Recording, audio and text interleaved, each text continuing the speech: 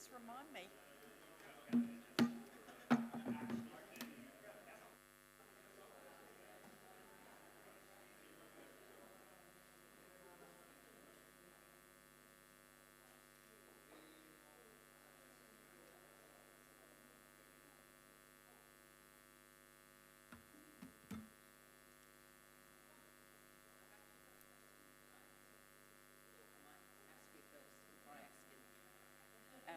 There's some brackets that I think are in the wrong place in the financials that make it look like it's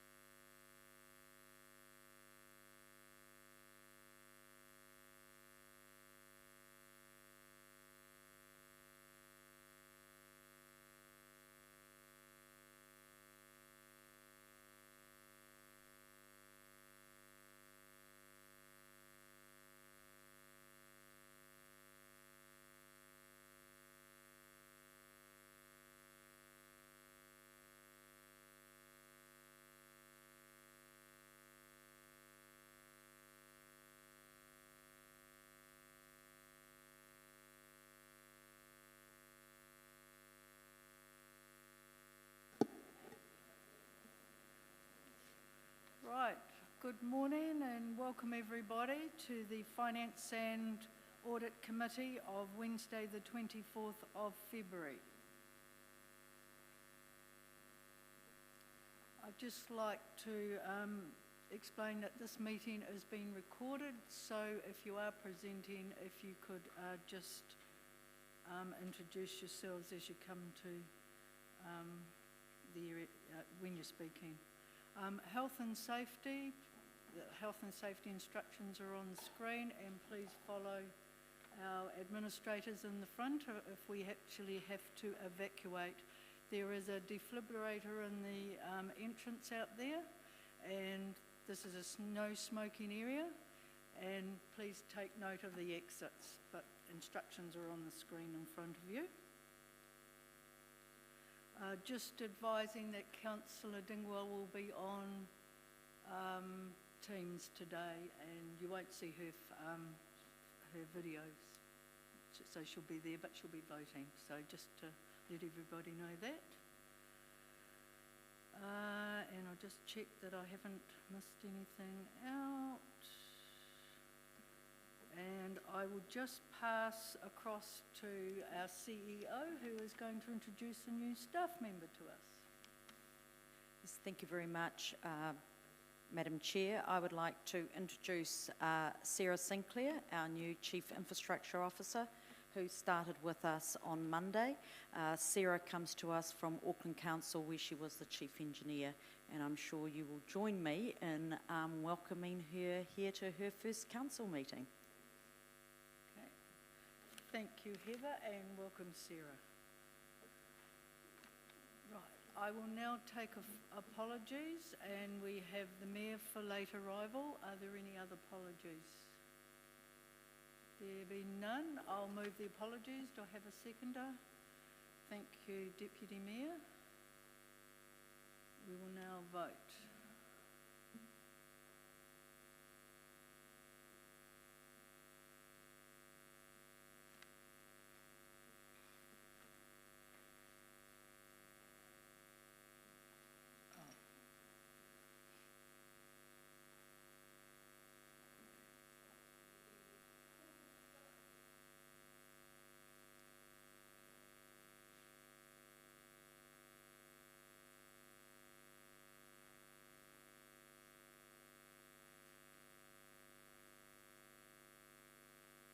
Right, we'll just sort our technical problems out, get them out of the road first, and we'll be right for the day.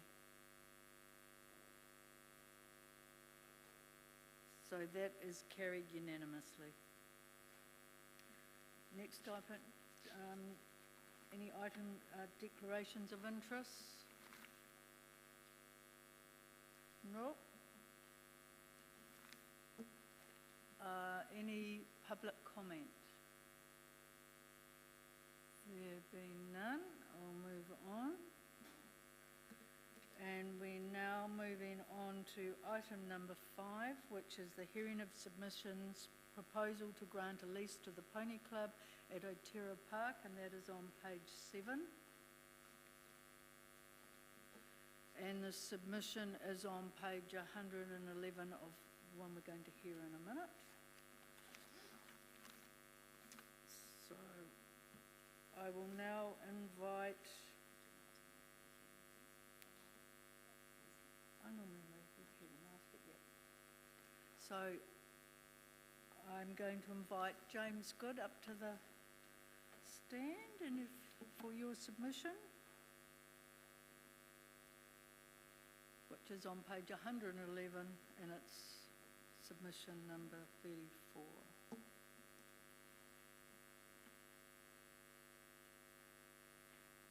So you have 10 minutes, 10 minutes at green, 5 at orange, and then 2 left at the red.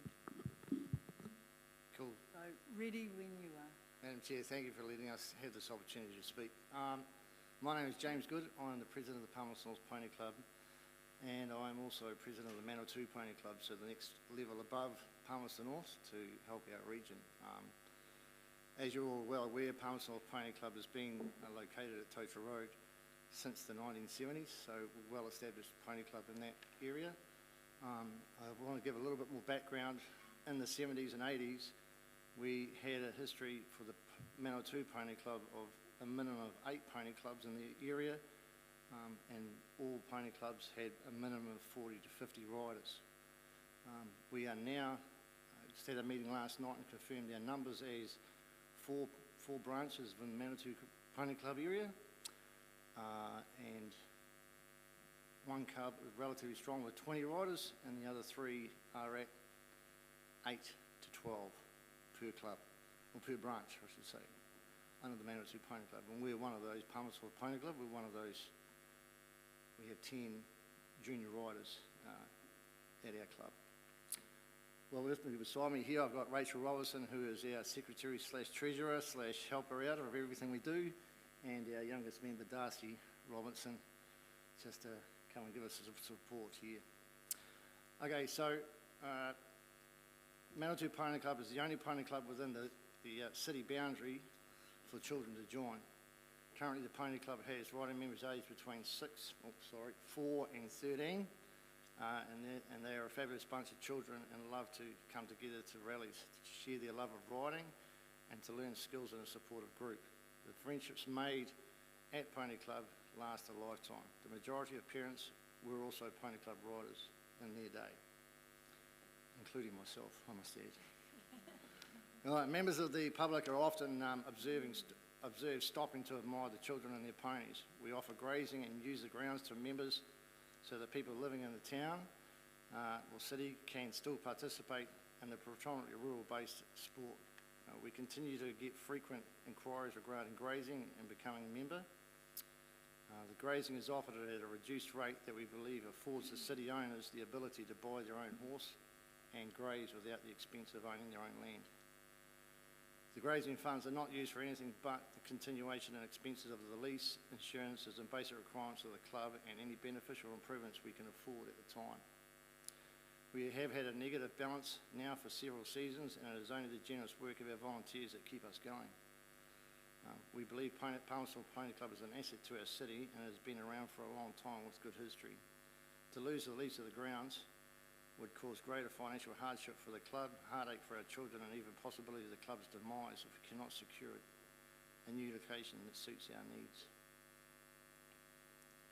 Thank you very much. Any questions? Okay.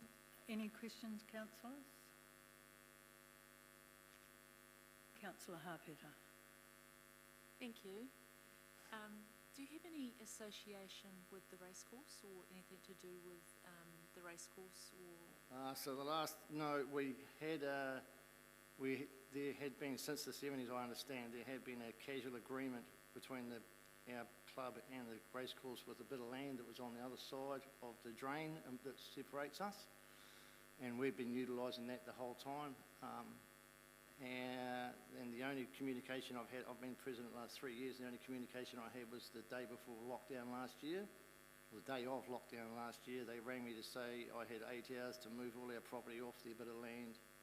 They'd sold it and it was been taken over by someone else. So, no, apart from that. Thank you. Councillor Barrett. Thank you, Madam Chair, and thanks, James, for coming in and speaking to us and answering some questions now. Just a couple. The first, you said that there is now 4 clubs in the area. Could you give us a sense of where the others are geographically? Yep, so Stanway Club is up in the back of Cheltenham. Yep. So it's quite a large, like a 45-minute to an hour drive for any of the other branches to get to. We have Ashurst Bahongan, the Pony Club, which is now based at Ashurst, and that was, the whole valley was separated and they joined together. Then we have Turitea, which is up at, opposite the Linton Camp Road, up in the back of there, and ourselves at Totra Road. Yep.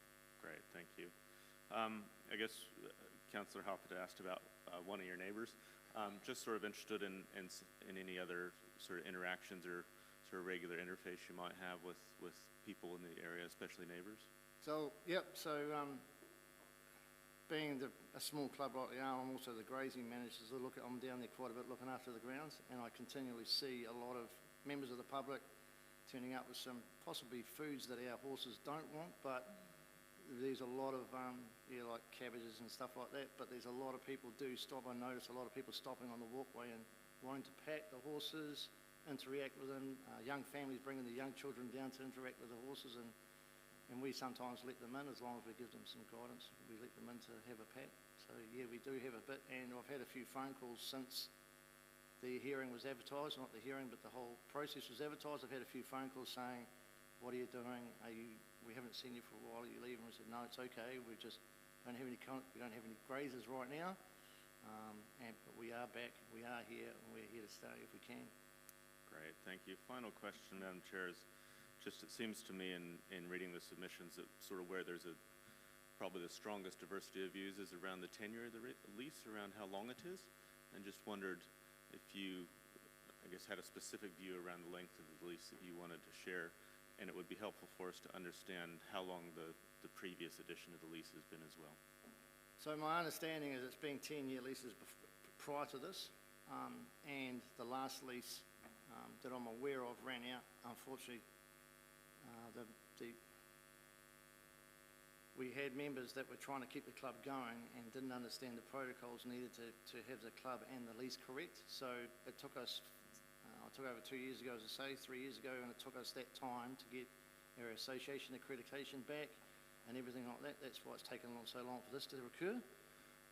But look, and time-wise, I'm thinking, look, if we got 3 years and another 3 rider review, then I think that would suffice for now for us to either grow and learn and try and consolidate what we've got, or we have to look at other means for our clubs. I've been through some challenging times in the last 9 months with Manawatu Pony Club, discussing whether we become a super club, which they don't want. That's been made very clear to me that they don't want that if they can help it. So if we had three years with us right for another 3 at this time, I think that would keep everyone happy for now.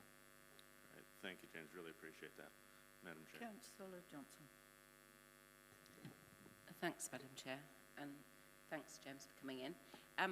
For people who are not familiar with Pony Club, can you just explain some of the benefits that you see to children who are members of the Pony Club, or to the wider community, if you see those benefits as well? Yeah, so for a start, the interaction between children and the horse itself, or the animal, that sort of thing is a great calmer for some children. We have there's plenty of evidence out there, and I've already just been talking last weekend to people who have children with special needs, and the animals and the horses are part of that. The Pony Club takes that probably to the next level, rather than just the interaction.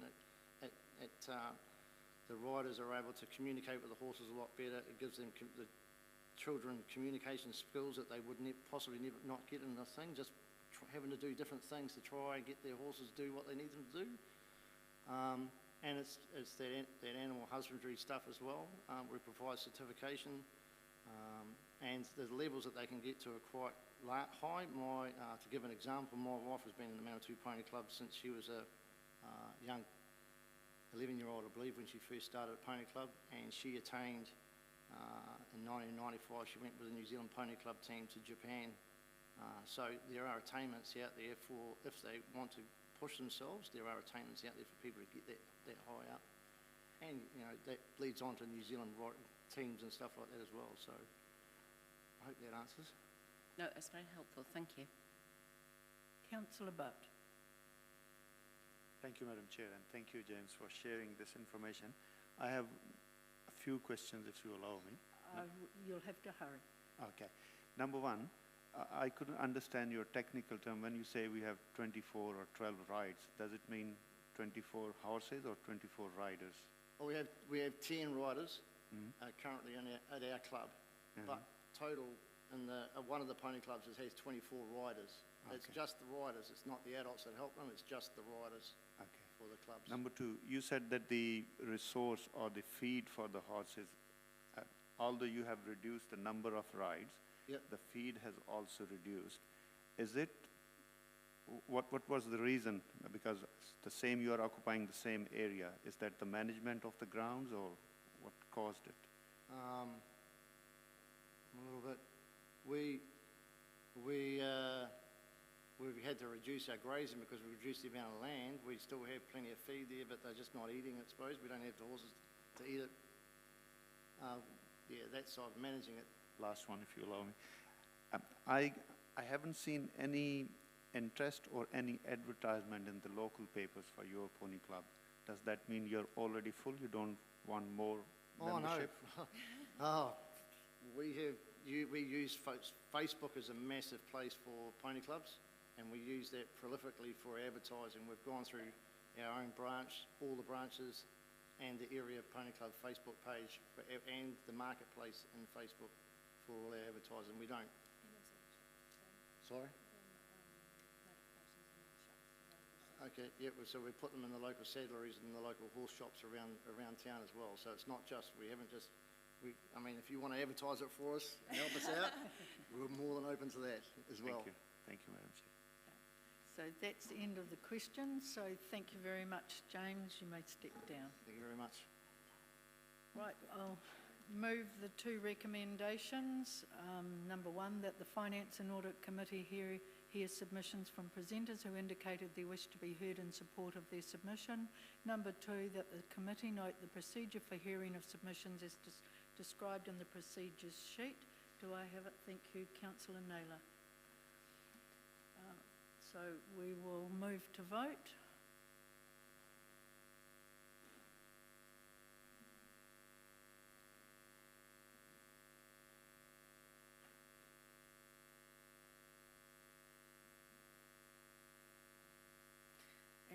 is carried unanimously. We now move on to item number 6. And that is on page 225.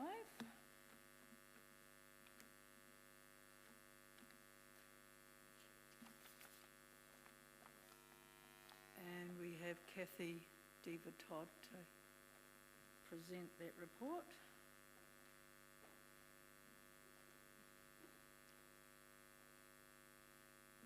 When you're ready, Kathy.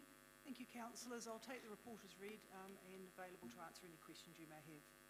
Thank you. Councillors, are there any questions? Councillor Johnson. Thanks, Madam Chair. Thanks, Kathy.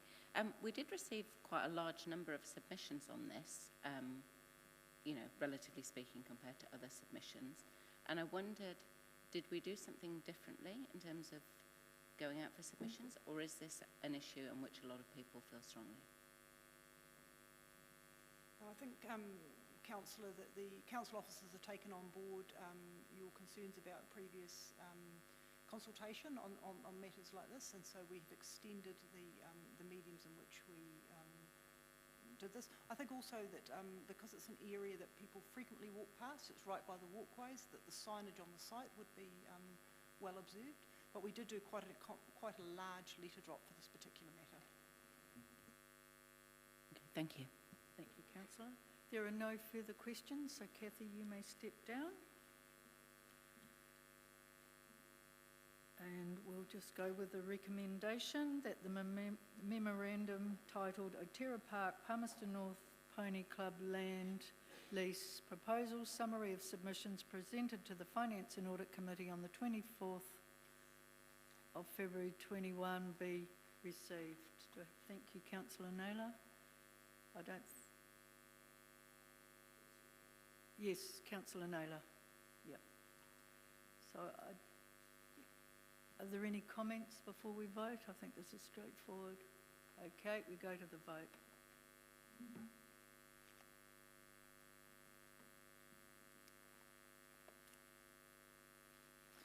And that is carried unanimously.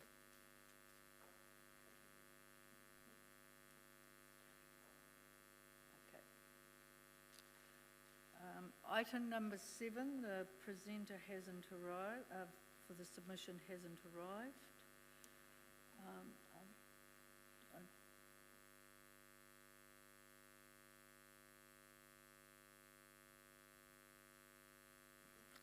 Okay, so we're going to move on without her.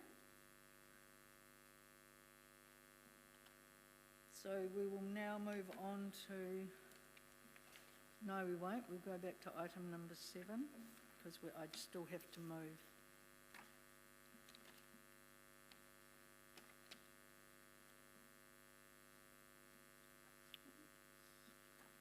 Okay, so we will move the recommendation that the committee resolve that the memorandum titled Ashurst Domain Scout Land Lease Proposal Summary of Submissions presented to the Finance and Audit Committee on the 24th of February be received.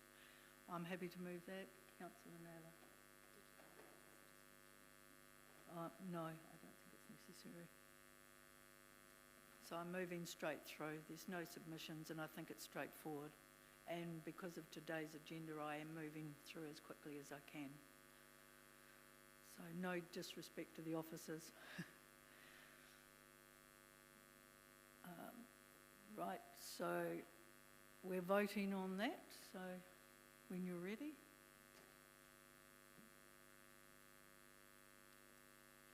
Madam Chair, I'm sorry, I'm just a bit confused. Are we voting on item 8 now? No, we're voting on item 7. Okay, but that's item 8 that we've got. Oh, my apologies. Sorry, my apologies. It's taken. Thank you, Councillor. Yeah.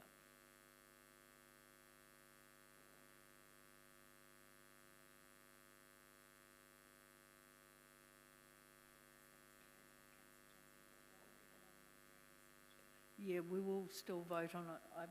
Actually, afterwards, I'll talk to you about the process of these submissions because I think we could change it. It doesn't flow as as well as I would like it. So, but as it's there, just in case, we will vote on the two recommendations in front, and I'm not going to read them out.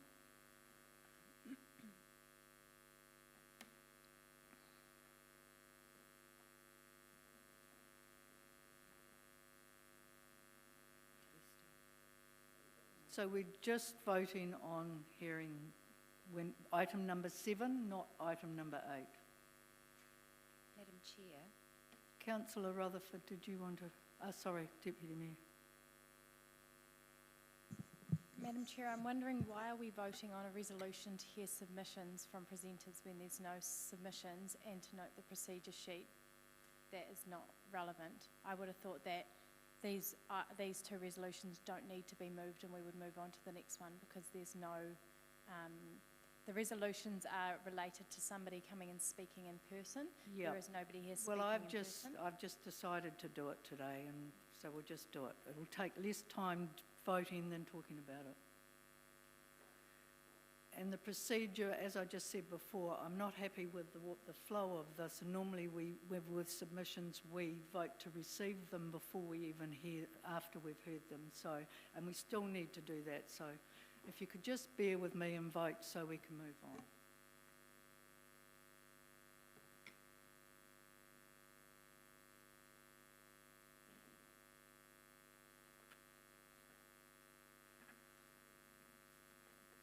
So,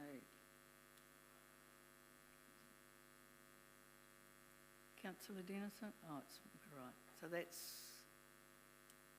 12 for, 2 against and 1 abstention.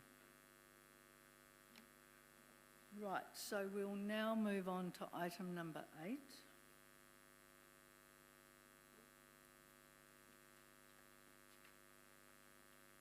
So Kathy, you can present this report. We will take it as read, but if there could be some questions.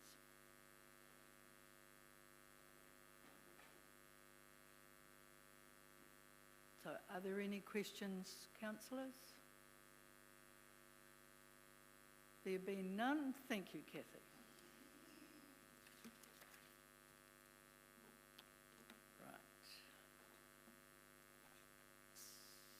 So is someone happy to move the recommendation? Thank you, Councillor Finlay, and seconded by Councillor Naylor. So any comments? We will go to vote.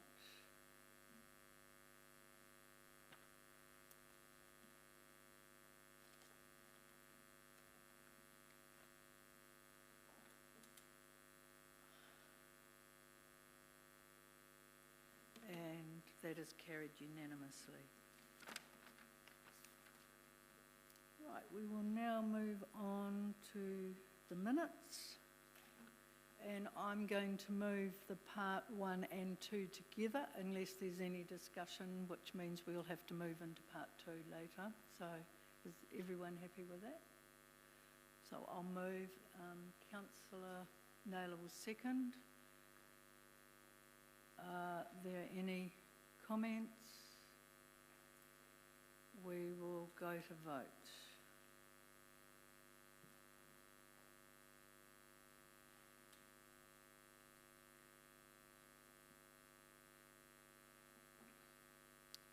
And that is carried 14 votes for and 1 abstention. Right, we'll now move on to our agenda, and I just want to highlight that we have got a very big agenda today, so just think about that when you need to speak or not. Okay, thank you. So we'll move on to item number 10, the quarterly performance and financial report ending the 31st of December, and we have the Chief Financial Officer, Stuart McKinnon, and Andrew Boyle, Head of Community Planning. Welcome back, Stuart. It's good to see you back. Ready when you are. Thank you. So presenting to you our quarterly report to the 31st of December 2020, and I guess I'm conscious of last time we were here, we were advising that we thought living within our budget was going to be very, very difficult, and the numbers in front of you perhaps give you the impression that everything's under control, and so I thought I'd put a little bit of perspective around that. Speaking microphone, yeah, thanks. It's easy to look at the result, a reasonably large surplus, just over $2 million, and assume last time we were playing a little bit of Chicken Little, that the sky's falling in. However, it's pretty clear that the controllable surplus we're looking at the moment is largely revenue-based and not expenditure-based. The impacts of COVID haven't affected our revenue like we thought it would. In fact, if anything, the economic outfall from COVID's been far more unanticipated growth than any of us could have expected, I assume. So we have pretty broad revenue growth across the board, planning, building, parking, you name it. No matter what revenue source we seem to be in at the moment, we're making more than we expected, and that's a really good thing. I think it's really positive. We're not in the situation of a council that's largely dependent on overseas tourists and the like, and we're really reaping some reward at the moment. That's a very, very good thing. Some of that revenue comes with additional cost, and so while our expenses are slightly over budget, there's some perspective in that building consents particularly, and planning consents and events and the like come with cost to roll. So while we're making more revenue, there's slightly more cost in there as well. From an expense perspective, I think we've done a pretty good job of largely living within expectation. The most significant saving to date is through a reduction in our annual leave accrual, and that's because we're actively managing the leave of staff. There was a forced close over Christmas, and that will continue, and I can say even in the January results that's reduced even further, helping the bottom line from a P&L perspective. But as a management team, we're very conscious of managing staff's leave and well-being, and that's been a bit of a focus that you can see through the financial accounts. From a capital perspective, both new and renewal programs are slightly behind budget, and you can see in the report a slightly new section explaining the larger projects that are contributing to that, and so I won't talk about them right now. It has been pointed out to me, I'll quickly lock that off, that on page 336 of your report, down the bottom when we talk about the operating controllable surplus or deficit, that we have the brackets the wrong way around, and just want to give you some reassurance that that is a surplus, not a deficit. So apologies for that. And with that, I'll hand to Andrew, who's happy to take as read and happy to take questions. Thank you. So we'll now open for questions, councillors. So Councillor Johnson. Thanks, Madam Chair. We're taking questions on the whole. Yes, yeah. we'll take them on the whole report.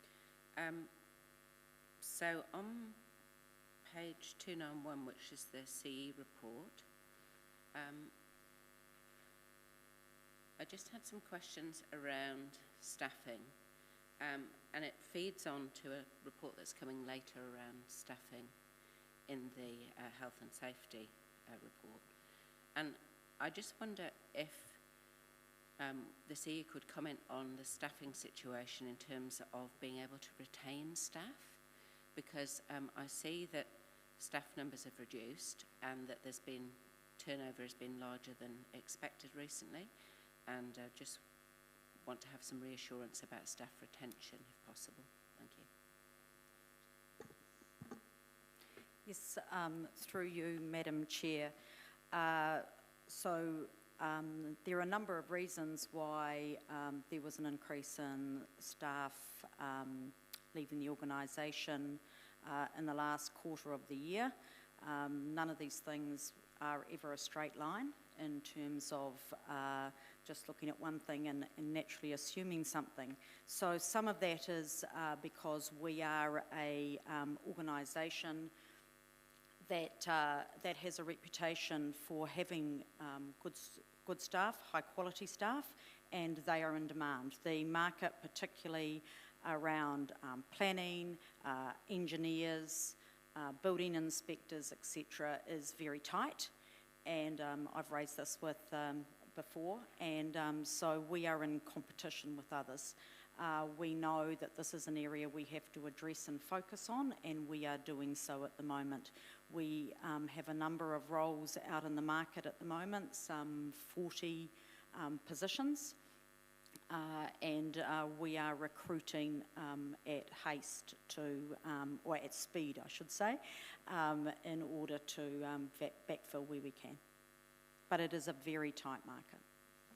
Okay, thank you. And possibly following on from that, on page 312, around the supply of land for housing, I see that we're not currently meeting that KPI, and I wonder what the limiting factors are in us getting that rezoning done. David Murphy will answer. There's a variety of factors. We're reallocating internal resources best as we can to focus the district plan work on housing supply. One of the other challenges is some of the technical inputs that are required to those rezonings. So typically it's not just the planning process. We need traffic transportation assessments, liquefaction assessments, stormwater assessments. Those rely on internal services to be provided, if not external consultants. So, but I can assure you that there is a significant amount of work going into advancing those major rezoning proposals. Thank you. Are you happy for me to continue, Madam Chair? I've got a couple more questions. Yeah, no, continue. So on page 332,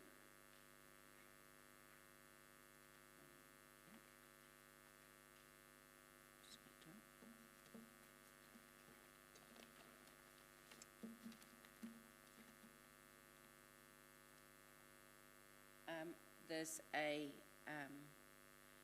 non-compliance in water treatment standards, and I wondered if we could have any comment about whether or not there was any risk to the public, or whether any boil notices were issued, or what the practical consequence of that non-compliance was. Who would?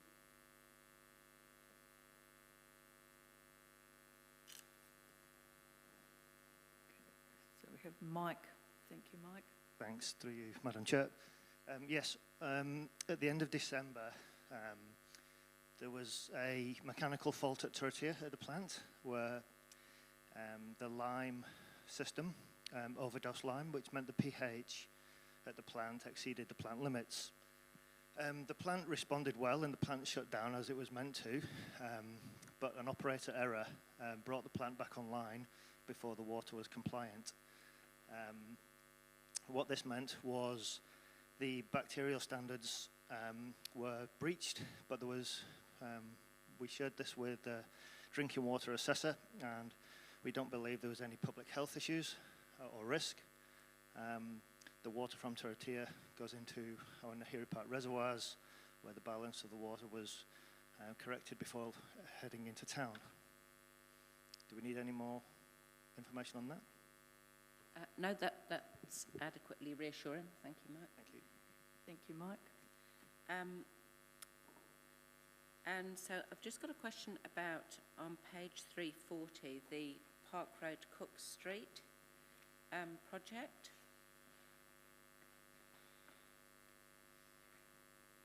So there's a note there, there's a single tender received, which exceeded budget, council decision required.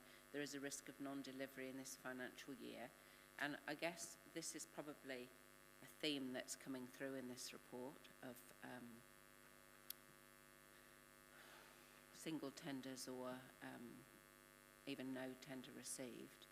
And in terms of the overall approach to this situation, I'll use the Park Road Cook Street one as an example. How are we approaching situations where we get one single tender that's in excess of what we've budgeted or put in the plan? Robert will answer.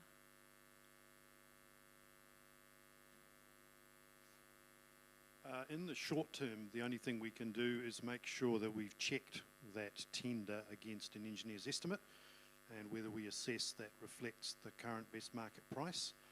But in the longer term, we are looking to take a more strategic approach to engagement with the market, understand their capability, give them early notification and advice. One of the initiatives which will come to council next week is, around that combined contract for renewals and capital new, which will give us a chance to, leverage one contract to deliver a whole range of projects. So, yeah, it's not going to be soluble in the short term. We're going to have to be nimble. But ultimately, there's also the choice for council as to whether or not they wish to proceed with some of these projects, given the higher price of delivering those at this stage. So. Thank you. That's it for now, Madam Chair. Thank you. Thank you, Councillor. Councillor Barrett. Thank you, Madam Chair. Couple areas of questions. The report mentions the Ashurst Path negotiations a couple times. Just wondered if we could have a bit of verbal update there on that, and specifically a sense of when we might expect those negotiations to conclude.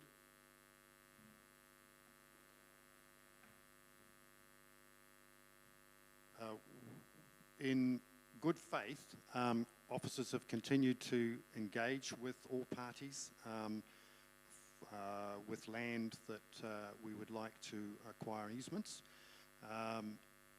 We've given an undertaking that we want a conclusion to those discussions by the end of March, and at that point the proposal is, I think, to come back to council and seek a firm resolution around the next approach, which would be around potentially using a more formal notification process through the Public Works Act. So. Great, thank you. Second question is around page 294. There's a note towards the bottom of it in the favourable side of the deviations from budget around grant expenditure of 140,000. I just wondered what's behind that. That will be a temporary timing issue. I couldn't tell you the exact details of what that grant was intended for right now. If you're interested, we can get back to you, but I would suggest that's not a permanent saving. And in that grant space, could we get an update around how the COVID, what uptake there's been from the COVID grant? We'll come up with that number. We can email that out perhaps if that works for you. I don't have it on hand right now. Great, thank you. Third question's around, there's a couple dates related to both the Acautri spatial plan and progress around Roxburgh Crescent that we're talking about landing something in early 2021. Just wondered if things are continuing around that time frame. David will answer. Yeah, so the Acautri structure plan and rezoning process is reaching a conclusion. We're working hard to get it to the April Planning and Strategy Committee. If not, it'll be May. Roxburgh is in a similar position, so it's very close to being finalised, and we're working towards April or May for both of those projects. Great, thank you. That's it, Madam Chair. Mr. Armstrong. Thank you, Madam Chair. My question was in relation to resource constraints. It's been largely addressed through Councillor Johnson's question. The one related part that did cross my mind, and I'd like management to comment on, is it's not just cost. Where the market has an imbalance, quite often risk is transferred in contracts. And I just wanted to clarify if we are seeing that with parties that we're contracting. Are we taking on more risk in construction and civil works than we have previously?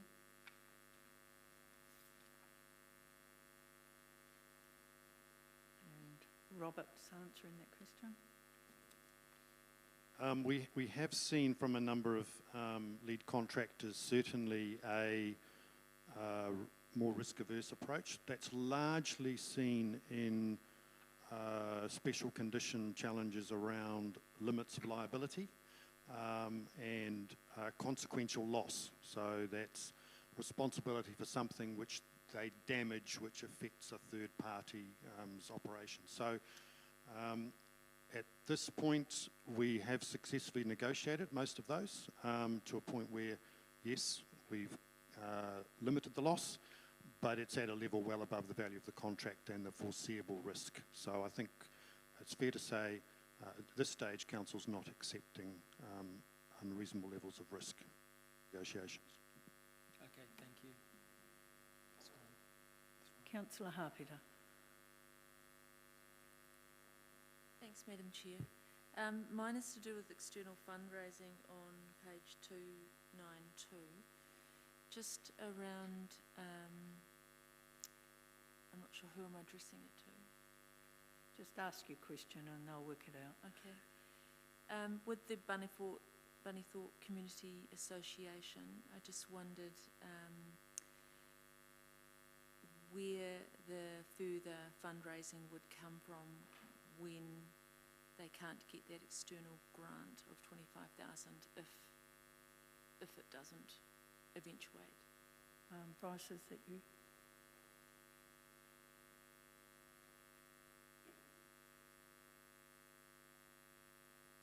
So there are multiple conversations going on between Council, working closely with the Bunnythorpe Community Group, with a number of outstanding external funders at the moment.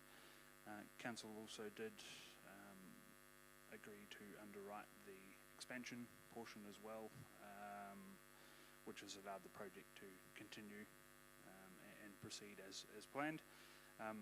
Probably the best update I can give you is these conversations are continuing to be underway at the moment. Yes. Can I do a second question? Yes. So the likelihood of Council having to underwrite? The likelihood of underwriting a portion is probably high, or no. Will it be coming back to Council for us to say yes, or will it just go ahead for us to underwrite it? The resolution's been passed to underwrite, so I don't think it needs to come back to Council. Thank you. Thank you, Councillor. Councillor Bowen. I've just come out to the queue, Madam Chair. My question. Councillor Naylor. Thank you, Madam Chair, and welcome back, Stuart.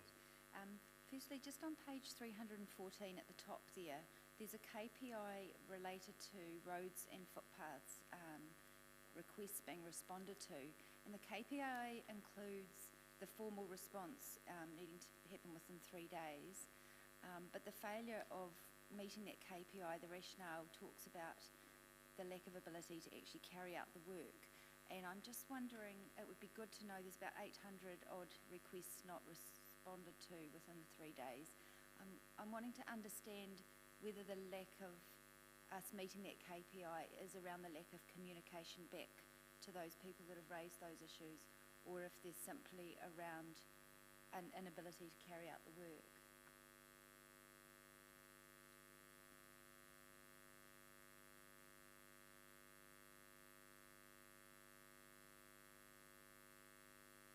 The KPI is one that DIA has imposed on all councils, and it's largely a proxy for assessing how well councils respond to requests for service in this space. They chose that, you know, every request should be responded to in 3 days. There's been a lack of agreement between ourselves and DIA about what that means. What we have interpreted that to mean is that everyone should be contacted again within 3 days, not that all the work is carried out. So what we endeavour to do is basically program the work or contact the customer to say it's not going to occur because it's, you know, out of budget or whatever. Currently we are not meeting that, and that's because we don't have the systems or the resourcing internally to actually respond to that, and also our current contractor isn't actually performing that level of service in that area either. So it's something we will address as part of the new contract that will start in 1 July, and we have a very, very strong focus on making sure that customers are responded to and get clear information. Okay, I'm hearing two things. I'm hearing one, that the work can't be completed perhaps, But the issue I'm really concerned about is the communication back to the people who've raised the issues, because I'm hearing some feedback about that as well. Is there a reason why that's not happening within the 3-day time frame? Essentially resourcing, so internally within my area, but also within the contractor, they haven't dedicated that level of resource to undertake that work. So, can I just clarify, when you say the contractor, are you talking about the contractor to do the work, or is there a contractor that's contracted to communicate with people? currently, most of these K-bases go to Higgins, who are our roading maintenance contractor. So part of their contract obligation is to receive K-bases directly from the call centre. So. Okay. Madam Chair, I realise I'm extending this a little bit, but there was some discussion probably a couple of years ago, and the Chief Executive made a commitment to ensure some better communication with people who raise issues, and that was going to be something that was worked on.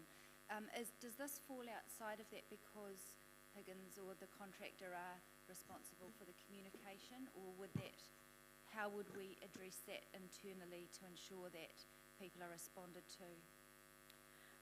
It does fall outside it in the terms that this is part of a contract and a contractual obligation with our contractor who does this work. This has been addressed through them. It is a concern of ours, and as Robert has already alluded to, we are ensuring with the new contract that a real focus is put on this. So yes, we are focused on it. Thank you. I have a few other questions, if that's all right. Just moving to page 361.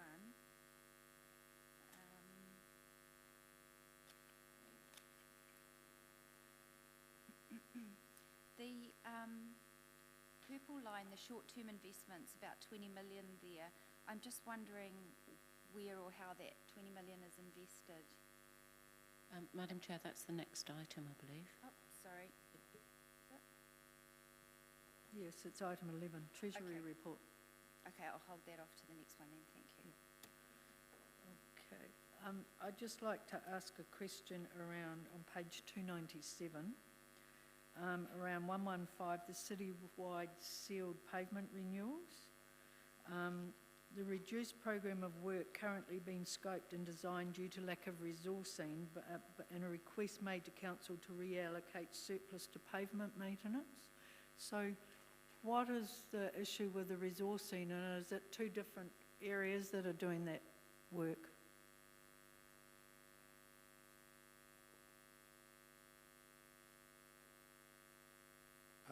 The area pavement rehab or renewal area involves deep excavation and replacement of entire road.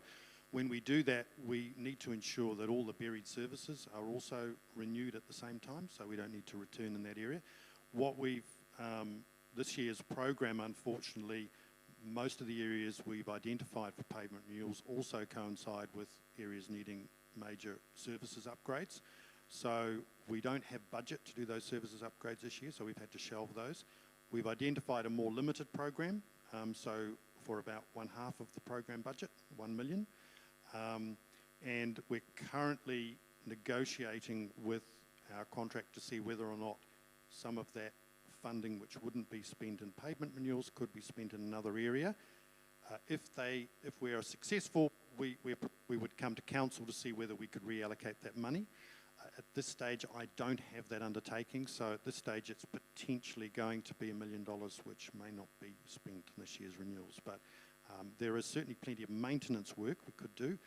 Again, we're coming up against the capacity problem. Our current contractor is fully committed, in lots of areas for the rest of the financial year. So, and as we now move, into the autumn and winter, we're also moving out of that ideal period for doing, major pavement work. So.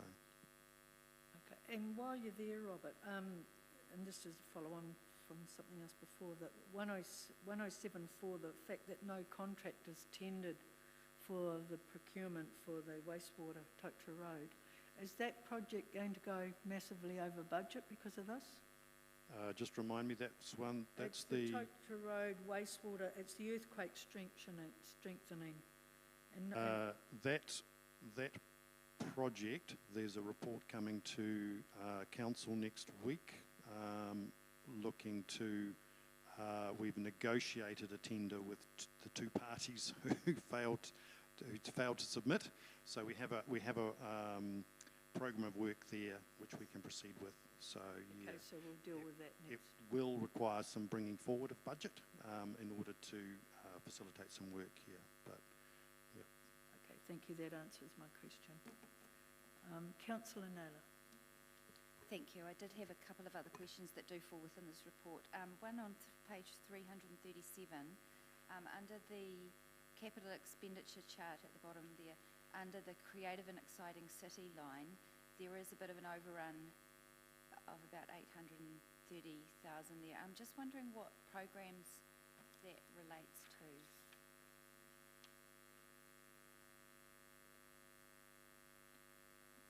I couldn't find. What page was that again, sorry, Councillor? It was page 337. I did try and look at, I expected that that might have a purple code in the following charts, but I couldn't find any with purple that corresponded with. Yeah, I mean, judging by the activity and the value of money, it's most likely the arena work. The what work? The arena.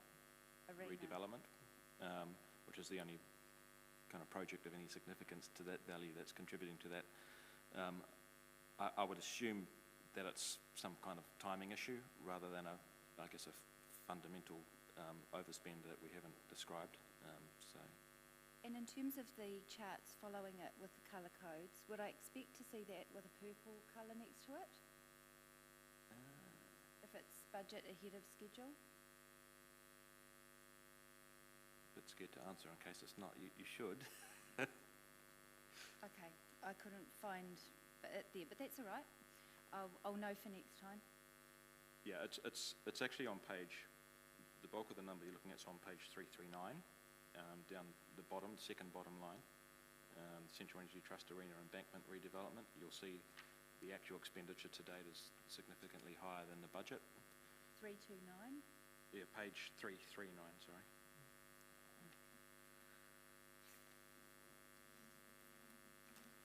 So that's a red one, red Yep. colour. Okay, that budget, over budget but on schedule. Okay, that makes sense.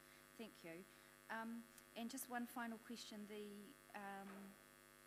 page 356, the staff numbers, Councillor Johnson's question's already been answered in terms of that, I think the comment was made that there's currently recruiting to 40 positions, and I understood from the last report there was about 90 vacancies. I'm interested just in an update with I mean this report is to December, but just in terms of where we're at with filling the vacancies, I guess. Thank you for your question, Councillor Naylor. I was going to correct the earlier information I gave. I tried to get more updated information, but all our human resources staff are in interviews, so interviewing for staff. So we had 57 vacancies.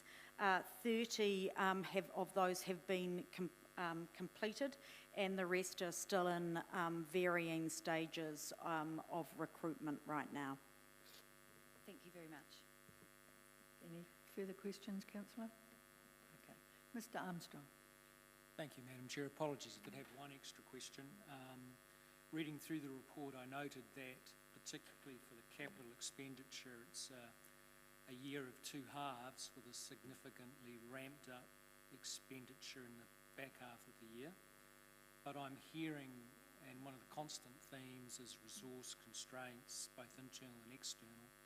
So would you just care to comment on what the risks are to completing that capital program and what's the likely range of outcomes that we may see? Yeah, I can comment to that. It's very unlikely we'll complete the capital program in the current financial year. And in terms of the 10-year plan that's been put together, currently we have, I guess, a budget holder, we describe it around 12 million, where we expect to not have delivered by the 30th of June. There is definitely a risk that that number will grow as the resource constraints stop us from being able to produce some of these projects. You will have heard conversation before from Robert about the lack of tenders and one tender coming in for projects and those sometimes above our available budget. They are a challenge that this council needs to deal with, but it's a good question. Pretty confident at this stage we're not going to make our full capital program. Thank you. Councillors, are there any further questions? There being none, gentlemen, you may stand down. Right. I am going to move the recommendation that council note the Three Waters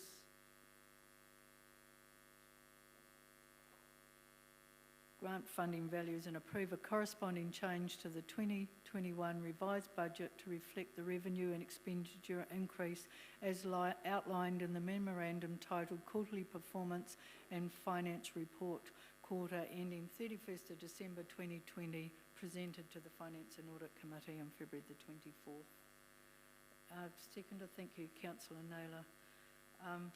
I'd just like to make a comment. Overall, I'm happy that we are tracking with a positive outcome towards the end of the year, which is looking like that trend will continue. But I am really concerned about the risk to our capital projects and the over expenditure on projects. We've already seen another one on our agenda today, the dog pound gone from 2.7 to 4.2.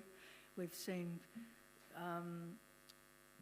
contracts, coming in with no tenders, and this is a real risk to our budget. So this is something that we've really got to understand, and at times I think councillors, we're going to have to make some tough decisions going forward in the next year's planning and 10-year budget. The LTP particularly, I just don't think that's, if this trend continues, we're going to have to be making some strong decisions. Right, I'll just pass. So, Councillor Barrett.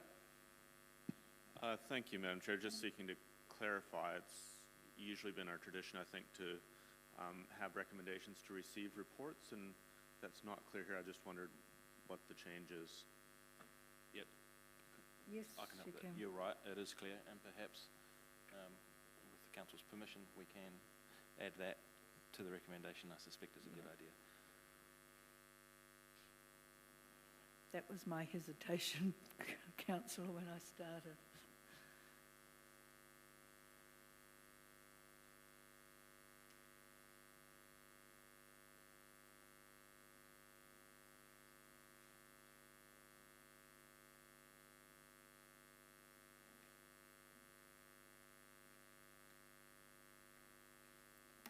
We will continue on with comments while this has been. So anything further, Councillor Barrett?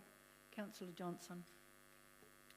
I just wanted to comment on the way that the whole council team have managed to maintain service levels while dealing with up to 90 vacancies. And I think we owe a debt of thanks to the CE and ELT for the way that they've managed the extremely restricted budget. But we also owe a thanks to every staff member on council who's had to work a lot harder to cope with 1 in 5 vacancies, 1 in 5 staff members being a vacant position. And the fact that we can look at the KPIs and the levels of service are being maintained despite all of this, I think is a tribute to the staff, and so I'd like that to be put on record, please. Thank you, Councillor. Well said. Councillor Naylor.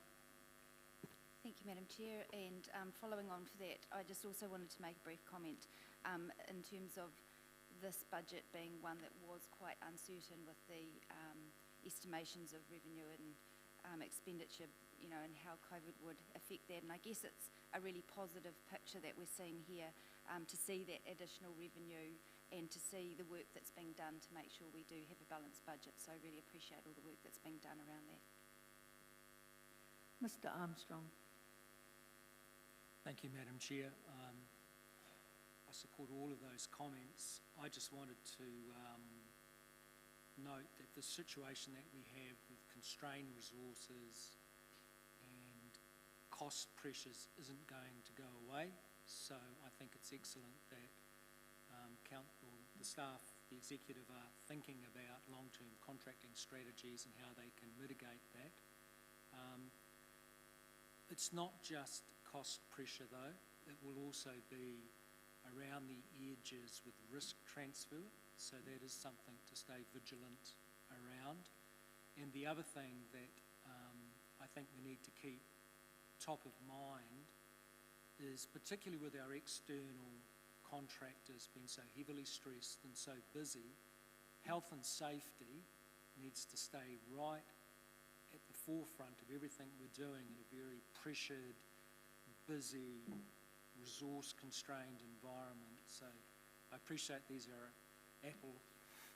motherhood and apple pie comments, but something to keep very top of mind in the situation that we're experiencing currently.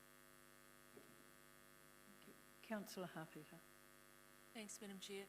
I just want to congratulate the CE on the external fundraising that's happened in the last quarter. Well done to your team on what has been fundraised for the council.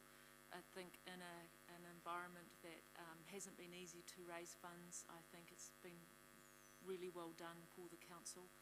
I also want to comment on the project management that has happened to date. I think my experience of the project management for Arena has been very, very good, and I want to commend that team, but I think going forward, the project management for the council has been really well noted, and we're seeing a marked improvement in what has been done and what has been set up for a platform for going forward. So well done on doing that and going forward. I just think that we are in a good way forward. Thank you, Councillor. Are there any more comments? So, no, we will go to vote.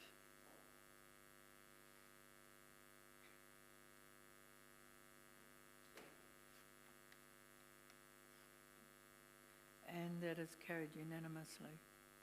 We will now go on to item number 11, which is the Treasury Report, and that's presented by Steve Patterson. We'll take it as read, Steve, and unless there's any extra comment you want to make, and we'll take questions. You're right, take it as read. I'll just address a question that was already asked, I suppose, Yes, earlier, which was about where the sum of 20 million is invested. It's been invested with a couple of the banks that we deal with, and at rates that more than cover the cost. So it's, as mentioned in the report on page 360, it's a sum raised in advance to repay debt that's being repaid in May. Thank you, Steve. Any further questions, Councillor Naylor, on that? Okay. Are there any further questions, councillors? Nope, that's great. Thank you, Steve. You may step down. Right. Is anyone happy to move the recommendation? Councillor Naylor, a seconder. Councillor Barrett. And the recommendation is that the performance of Council's Treasury activity for the 6 months ended the 31st of December 2020 be noted. And no comments? Right, we will go to vote.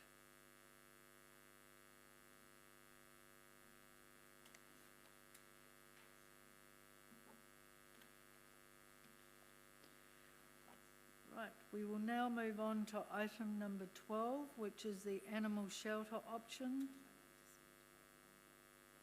Oh, sorry, just going too quickly.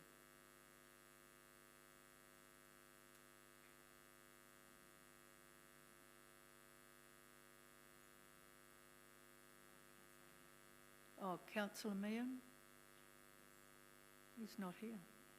That's why I didn't vote. Okay, so that's carried unanimously.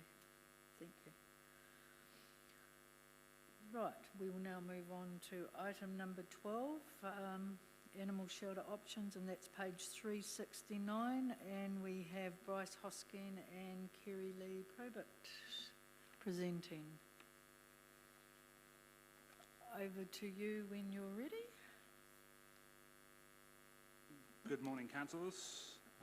My colleague here got here just at the right time, which is fantastic. So dead on a year ago, for the councillors who were here, you'll recall we highlighted the fact that the current animal shelter is not compliant with the animal welfare code changes. And as a result at that time, we brought 4 options to address that to this council.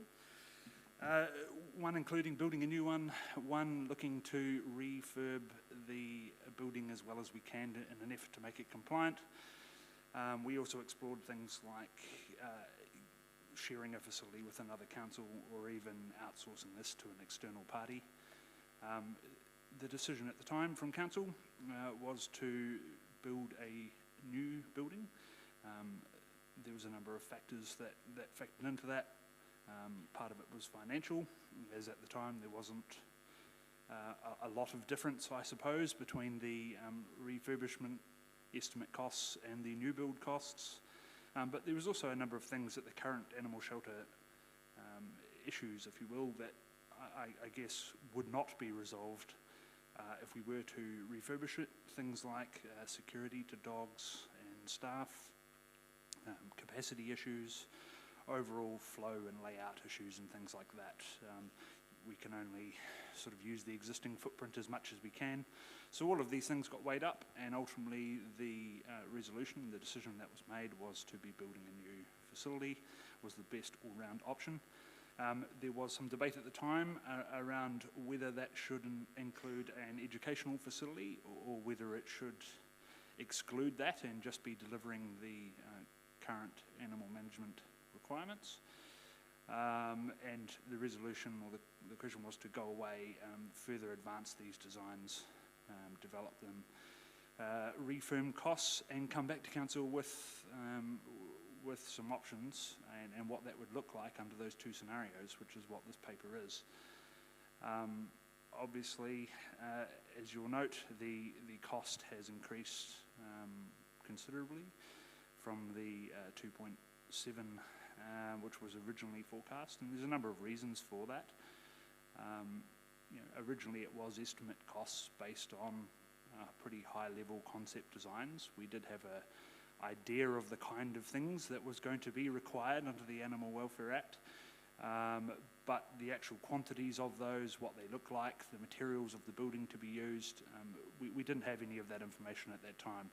As we've continued to develop these plans, build on them, get a much more firmer scope of exactly what's required, we've been able to price this with a lot more certainty and a lot more accuracy, hence the shift in price.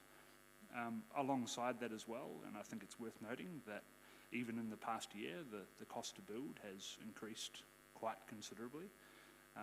We're not experiencing the same contractor and tender issues that other areas of council are. We are still getting a number of organisations tendering for these kind of projects. However, the actual pure material costs, some of the constraints globally around getting certain things has had quite an impact on costings, and all of that together has influenced in that shift in cost. Happy to take questions. Okay, thank you. Councillor Johnson. Thanks, Madam Chair. Thanks, Bryce, Kaylee. I have got some questions around the proposed split over 2 years. And coincidentally, year 1 split is what we've got in the long-term plan. So is the split proposed? Why is the split being proposed? The split is being proposed because naturally when we're actually building this thing, we won't be able to build the whole thing in 1 year. That's just not really a reality. We wouldn't be going out for tender, for instance, until probably July, when we actually appointed a tenderer, brought it back to council, and actually got them on site. In reality, it's probably September, October before they're actually cracking into it. That being said, there is quite a bit of cost that will be incurred in the first year around site establishment and some of the foundation works and the likes that will make up quite a portion of the overall cost of delivery. hence it not being a complete even split between 2 years.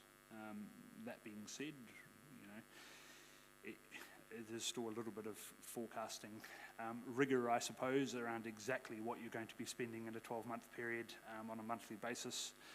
But yeah, as the report sits currently, the property team is comfortable with the tempo proposed. Okay, because there is a level of urgency to get this up and running, given that we're not fully compliant at the moment. And I wonder if that's been fully factored into this timeline. It definitely was considered. Really, this is just a reflection of our, I guess, best professional advice on the time it takes to be building things and the kind of tempo we can do. So is there any possibility that a portion of it could be finished and in use before the whole is completed, or is it a definite, the whole thing has to be finished before there can be a transition over? Possibly, haven't really explored that. One advantage we do have is the current shelter will continue to be used, which will allow us to, I guess, the animal management function to continue during that time. Whether we could make some areas available of it, happy to explore that as part of this process. Okay, thank you. So I've got some other questions about other issues. So in the report, it refers to stakeholders are being consulted around the design. So who are the stakeholders in this? MPI is one, obviously our internal animal management function as well, and animal welfare groups, users and things like that. So really we've just tried to be considering whenever we're looking to actually get a bit of rigour, as I said, and a bit of certainty around scope, talking to the users of the facility and the influential parties, and that's at a high level. Basically we've talked to everybody we can think of to get their input. Okay, good, thank you. Now I see from the figures that there's been a need to impound fewer dogs, not because there have been fewer dogs that have needed impounding, but just because of the constraints of the current facility. Can we have a comment on how that's impacting our level of service in this area?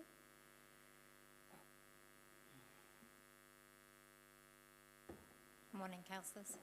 I'm advised by Herb Vesterjean, the team leader, animal management, that we are returning dogs that normally we would impound. So certainly not those dogs with a higher tariff, so not aggressive dogs or dogs that we think may have been involved in attacks. But perhaps there are those animals that have been picked up roaming or wandering or have been collected by other members of the public, returning them rather than bringing them into the facility. And has this resulted in more complaints, or has this been broadly accepted? Broadly accepted. Okay, thank you. I've just got one more general question. So I've just got a general question, which is a question that has come up I guess, around this and other issues, which is, do we as an organisation have an internal or I don't think we have a public one, but is there an animal welfare policy in council generally, other than what we're required to do by our statutory obligations? I'm not aware of anything other than sort of the bylaws type of work, but I'm not aware of a particular policy per se. Thank you. Councillor Bowen. Thank you, Madam Chair. Councillor Johnson's covered some of the issues around my questioning, which was under, now I've just lost it, the context of the capacity required for the new facility. It's important to consider the current statistics, and Councillor Johnson went through the downward trend in the number of dogs that we're impounding. But my other questions in that area were around the number of staff on site. So I noted in that section that we said the current facility doesn't have enough desk capacity for all 5 of the animal management team, but then later in the report at 4.3 we say the new facility will have desk capacity for up to 10 staff, plus a meeting room. So I just wondered if I could get a comment on why we're building something for twice the size of the team we currently have. Whenever we're building facilities, I think it's been a failure in the past that we haven't always considered future growth and expansion. But whether that team was to double, that they may one day, and I think it's important that we consider that. Also, if you look at the overall layout, when you're looking at the office block, it's not that easy to sort of bolt on the section, if you will, whereas it's much easier to be expanding yards and things like that. So it was sort of a bit of a combination of those two, where it actually is in relation to the facility, how easy it would be to expand it or not. And in this case, it is easier to be provisioning for that now, for future growth. And it's also relatively, as far as all of the different growth options, it's one of the least expensive ones. So has there been an assessment done of the likely needs in that area of work over the next whatever time period that would support that number of 10 plus meeting space? I guess we're working on the basis that there's approximately sort of, I think, 9,000 dogs in the city that we know of. And I think the city population is 90,000. So we're working on the basis that as the city grows, obviously the population of dogs will continue to grow as well, and domestic animals. And we're looking to ensure that as we need to take on more staff in the area, that we, as Bryce says, have the capacity to do so and aren't coming back to council for further support down the track. Okay, thank you. Thank you, it's fine. Just a follow-up question while we're talking about that space. What additional cost has that put into the project? I don't have it exactly quantified, but it's not significant. And if we reduce that to accommodate for, say, 8 staff, the difference for an extra 2 desks is not particularly influential on the overall cost. So we'd be looking at probably 5% of the project, wouldn't we? Oh, not even that. Not even that. Okay, just to get it into context. Correct. Thank you. Councillor Naylor. Thank you, Madam Chair, and thanks for the report. So you mentioned the 4 options that had been presented a year ago in the paper that came February last year. The other ones being to refurb to make it compliant, sharing with another council and outsourcing the work. Obviously, with council's direction to build new, I'm assuming have any of those other options been explored any further or not? They were explored in quite detail at the time. Yep. Basically, that was a complete options type exercise, and considering all the different ways we could be delivering this to get the outcomes we were looking for. Since that resolution, though, no, we were given a firm direction, and we've proceeded as instructed and haven't relitigated those decisions. Yep. Okay, and just further to Councillor Bowen's questions around the size of, one particular area, I guess more broadly, has there been consideration of reducing the scope in any other way but still maintaining compliance? So in the paper you will note, I think it's in the last section, I did refer to some value engineering type things that we did explore, and sort of try to give a little bit of high level commentary on what they were and the potential impacts. Overall elements of this, it was a matter of understanding the scope, and there was a bit of rigour and challenge around that as well, and really testing that to ensure that all the spaces are able to deliver on exactly what they need to be delivering on. Ultimately, those value engineering options were put in the interest of completeness, to show the council that we had actually looked at those kind of things. It wasn't just the first value that was put forward and we put it into a paper, but ultimately council officers assessed that those impacts actually would start to have quite a negative outcome on the overall outcome of the facility, really, and hence them not being advised to be proceeded with. Okay, thank you. Councillor Hancock. Thanks, Madam Chair, and thanks, Bryce and Kiralee. Look, I just want to tease out a little bit of information from you just around the educational facility. and to set that up, I guess, as animal control is a basic function of council. So what are the advantages, disadvantages of excluding that from the proposal that we've got before us today? So some educational, as I understand it, services are being provided at the moment, and they are being provided in external venues, going to schools and doing things like that and doing it there. The question was really asked, would there be advantages of having a collected space on site, and what would that bring? And look, it did bring some advantages, but ultimately it was assessed that the cost to provide that extra area probably didn't really warrant it at this time. Now, as time goes on, if the demand for education was to grow and continue to become more of an issue for the public, we have designed it in a way that we can build that educational facility at any time, and it could be done so without any kind of impact on the balance of the facility. Yeah, thank you. If I can just follow up on that, thanks, Madam Chair. So part of the function of animal control is rehoming.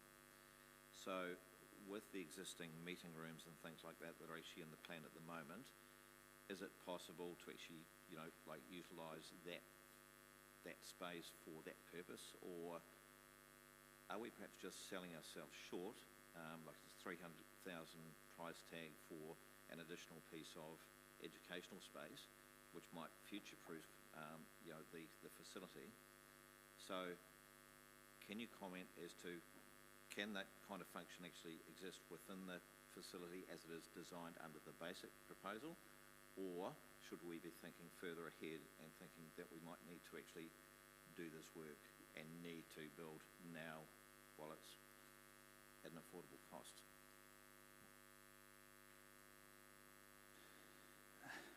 I suppose that's a question for the extent of education that we would be looking to be providing now and in the immediate future, I suppose.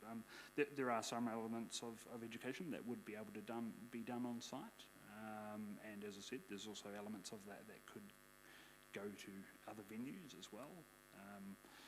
Do you have any? My understanding is that with the first option, that we would be able to facilitate rehoming, introducing the public to potential animals or dogs for rehoming, and we would be able to facilitate that process with or without that additional meeting space. I believe that. That's answered. Councillor Finlay. Thank you, Madam Chair. Going to the planning you've got there on page 389. Now, I've got several members of the canine community that have spoken to me about it and have been looking forward to seeing what the plans are. And it's public information now, but when I open this up to try and read it, it's so pixelised I can't even work out what is what. Is it possible to get the councillors a plan that's readable? Absolutely. I would say it's more of a printing issue than anything else, so yep, can definitely provide that. Thank you. Mr Armstrong. Thank you, Madam Chair. Thanks, Bryce. Just for the sake of completeness and to help my understanding, what would be the cost to achieve regulatory compliance, but nothing beyond that? In terms of refurbing the current facility? So, yeah, so the way I read it, you've got refurbishment, which is, I would assume, a greater expenditure than just achieving regulatory compliance. So I'm trying to bookend, what's the minimum we could spend to achieve regulatory compliance? A year ago, that figure was put at about 2.6 million. That would have increased through now. So there is no difference between refurbishment and achieving regulatory compliance? Not through what we would be able to do, no. So there's a number of things we could address in the current facility that would make it compliant, but that essentially is refurbishment. As I said in the beginning. It would cost 2.6 million. Well, it was a year ago. It would have to be repriced. Thank you. So just to clarify, Bryce, it was about the same cost, wasn't it, to refurbish and to build new, within a couple of $100,000, my recollection? At the time, there was a $300,000 difference, Yep. but as I said, there was a degree of uncertainty, I suppose, around the new build, as it was just simply a high-level concept. Yep, no, that's okay, answered, so that will clarify. Councillor Butt. Thank you, Madam Chair. Just following on Councillor Hancock's question, obviously the current facility hasn't got any educational facilities, which means that it's not a compliance issue. And I'm not aware of the historical background. Where did this idea came through of making this educational facility? The matter got raised when we were identified that the current facility was not compliant, and we were trying to determine the scope and what we actually sort of needed at the time, and looking at the things that were required to not only make it compliant, but then also looking at the current levels of service and where we could be going from there. And it was all wrapped into that conversation probably 18 months ago. Yeah, I was just interested whether it was an idea from the councillors or from the officers. If it was from the officers, obviously it was required at that time, and now it is not required. So in the current levels of service, there is educational elements, as I've said. So that is the team, the animal management team, are currently delivering some educational elements. That was the question was more around would it be advantageous to create a dedicated space on site to better deliver those areas of that service. All right. Thank you, Madam Chair. Bryce, just to clarify, in point 6.3, page 386, council officers have assessed that there are not many additional benefits and as a result make it hard to justify the additional cost at this time. So is that still the case? Yes. Okay, thank you. Councillor Denison.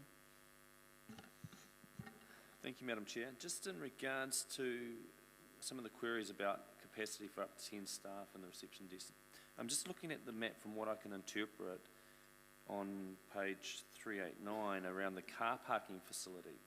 It seems extensive. And is that a gate for a lock-up area for half a dozen parks or more?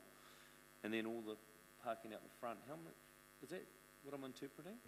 So there is some internal parts, yes. So one of the security issues we were looking to resolve for the facility is being able to take dangerous dogs or dogs that needed to be immediately isolated and being able to get them as quickly as possible into the areas they needed to be transferred into.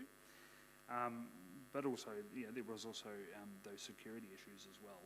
By being able to be in the facility, you have the ability to do that. Whereas currently, if you're pulling outside the facility, you're trying to take those dogs from the vehicle, lead them through the facility into where they need to be going. So that internal thing really is a twofold, has security benefits, but also one of the key changes in the Welfare Act where it was around isolation and quarantine, and really the need to be getting it from the vehicle to those areas as quick as possible. And the easiest way to do that is to have a park right there. And that will prevent cross-contamination and the risk of infection to any of the other animals in the facility. Okay, and thank you for that. Councillor Johnson. Thanks, Madam Chair. Sorry, just following up from Councillor Denison's questions about security. I believe we have had instances where owners have tried to break into the pound, and also instances where animal management officers have been assaulted. Is that correct? At Christmas, over the Christmas period, we had a dog stolen from the pound. My recollection is I believe it was an owner trying to retrieve, so security is an issue. We do have issues with animal management officers at the moment staffing the facility on their own, which means we have to reduce the number of hours the facility is open because of safety concerns. And yes, we have had incidents where customers have become aggressive and their animal control officers have had, or animal management officers have had to take evasive action. Thank you.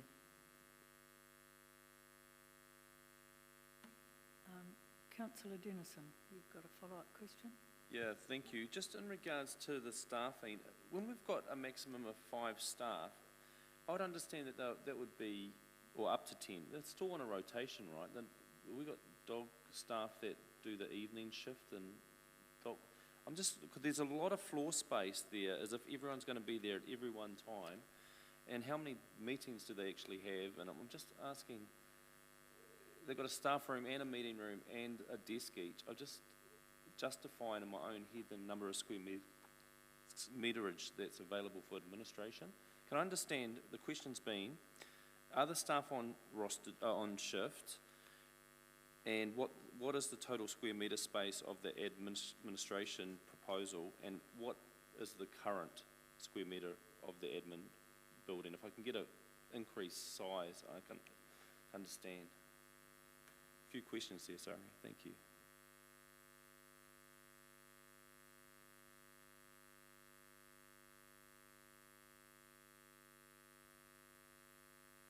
In terms of the staffing, we have the 5 staff work Monday to Friday, fixed hours, so they would require their own desk space, even, so we have the team leader, we have the kennel manager who would be there a lot of the time. The other staff would be in and out. We are also allowing for the fact that in an emergency, animal management are an essential service, and if this facility were to go ahead, they might be required to house domestic animals that families couldn't care for during an emergency, and therefore we might house other staff there as well as for general growth in the team. I've just been speaking to Jessie Cooper, our project manager for this. In terms of the exact size of the administration block in terms of square metres, I don't have that for you now, but to give you a bit of an idea of comparison, in the current facility we would be lucky if we can have 2 staff in the facility at any one time. There's no meeting rooms, there's no anything. They are literally there, and some of the supporting infrastructure for anything more than that is not great either. So yeah, this would allow for at least the staff we have currently to be there. The meeting rooms themselves do serve dual purposes as well, so you know, it's not literally just a meeting. There is for internal staff, but it also allows for external meetings with interested parties, signing over ownerships and things like that. And then there's also, as you'll see in that block there, although it's very hard in the plan, I take that on board from it being so small, but there's also a operating table and things like that for procedures as well that's wrapped into that building. So it's not purely administration, if you will, it's sort of serving multiple sort of areas. And I guess reiterating a comment I said earlier, the added space for an extra 5 desks, I guess, is actually not that great. We're talking rectangle standing desks. At best, it might be 20 square metres. Thank you. Councillor Dingwall.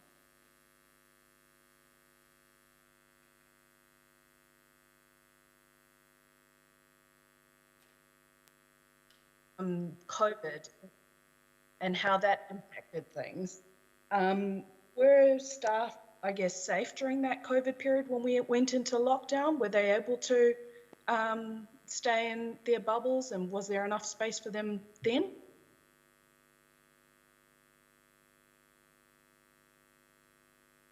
During COVID, we did continue to provide a service, but it was a reduced service. And we did have the option of, we obviously had to keep the facility open, so we managed to do that, and we also had staff working from the office, but within the parameters and the guidelines that we were given in terms of working under COVID conditions. So to answer your question, yes, we were able to keep safe staff during that period. And just to follow up on that a bit more, did you have more dogs during that period or less dogs? Because during that time, I imagine you would have to, because it is an essential service, you would have to carry on doing what you do, looking after those animals at that time. So I'm just wondering how that actually impacted on staff. We took the decision to return as many dogs home as we legitimately could to avoid bringing them into the facility. So we did have a reduced number of dogs in the facility over that period. Mm-hmm. Okay, cool. Thank you. That's very helpful. Okay. Councillor Dennison. Thank you. Just really into the increase. So we're looking at doubling up the staffing capacity. Can I just understand what the capacity is now? Can you confirm what the capacity is now for dogs? Because I can see we're going to 39 individual kennels. What is it now?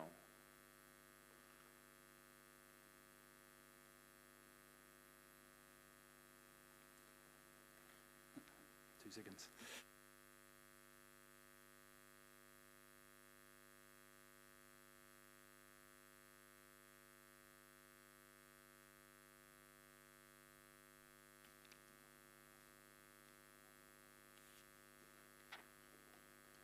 The current facility has 29 kennels, although an important note is under the Welfare Act changes, they're actually too small, so they're not compliant. So if we were to refurbish that, it would decrease quite considerably.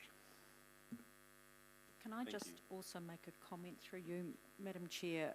We're not looking, I think the officer said, to double our capacity on staff immediately. What we are doing with this facility is ensuring that it is fit for future.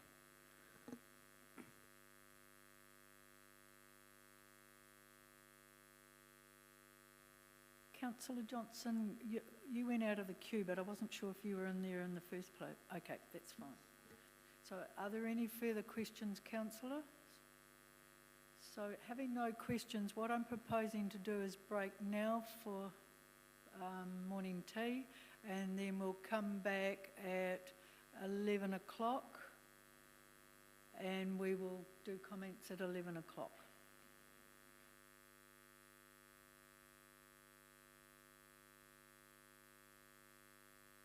Councillors, can you please make sure you turn microphones off before you go? Someone left theirs on last time and it still records, so just giving you a heads up.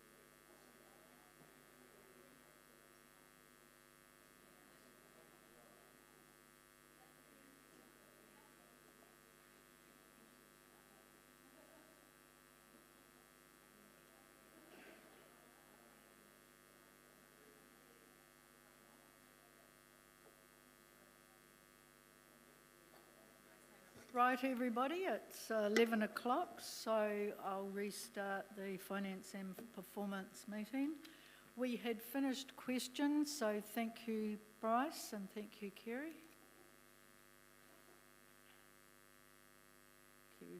Kerry Lee.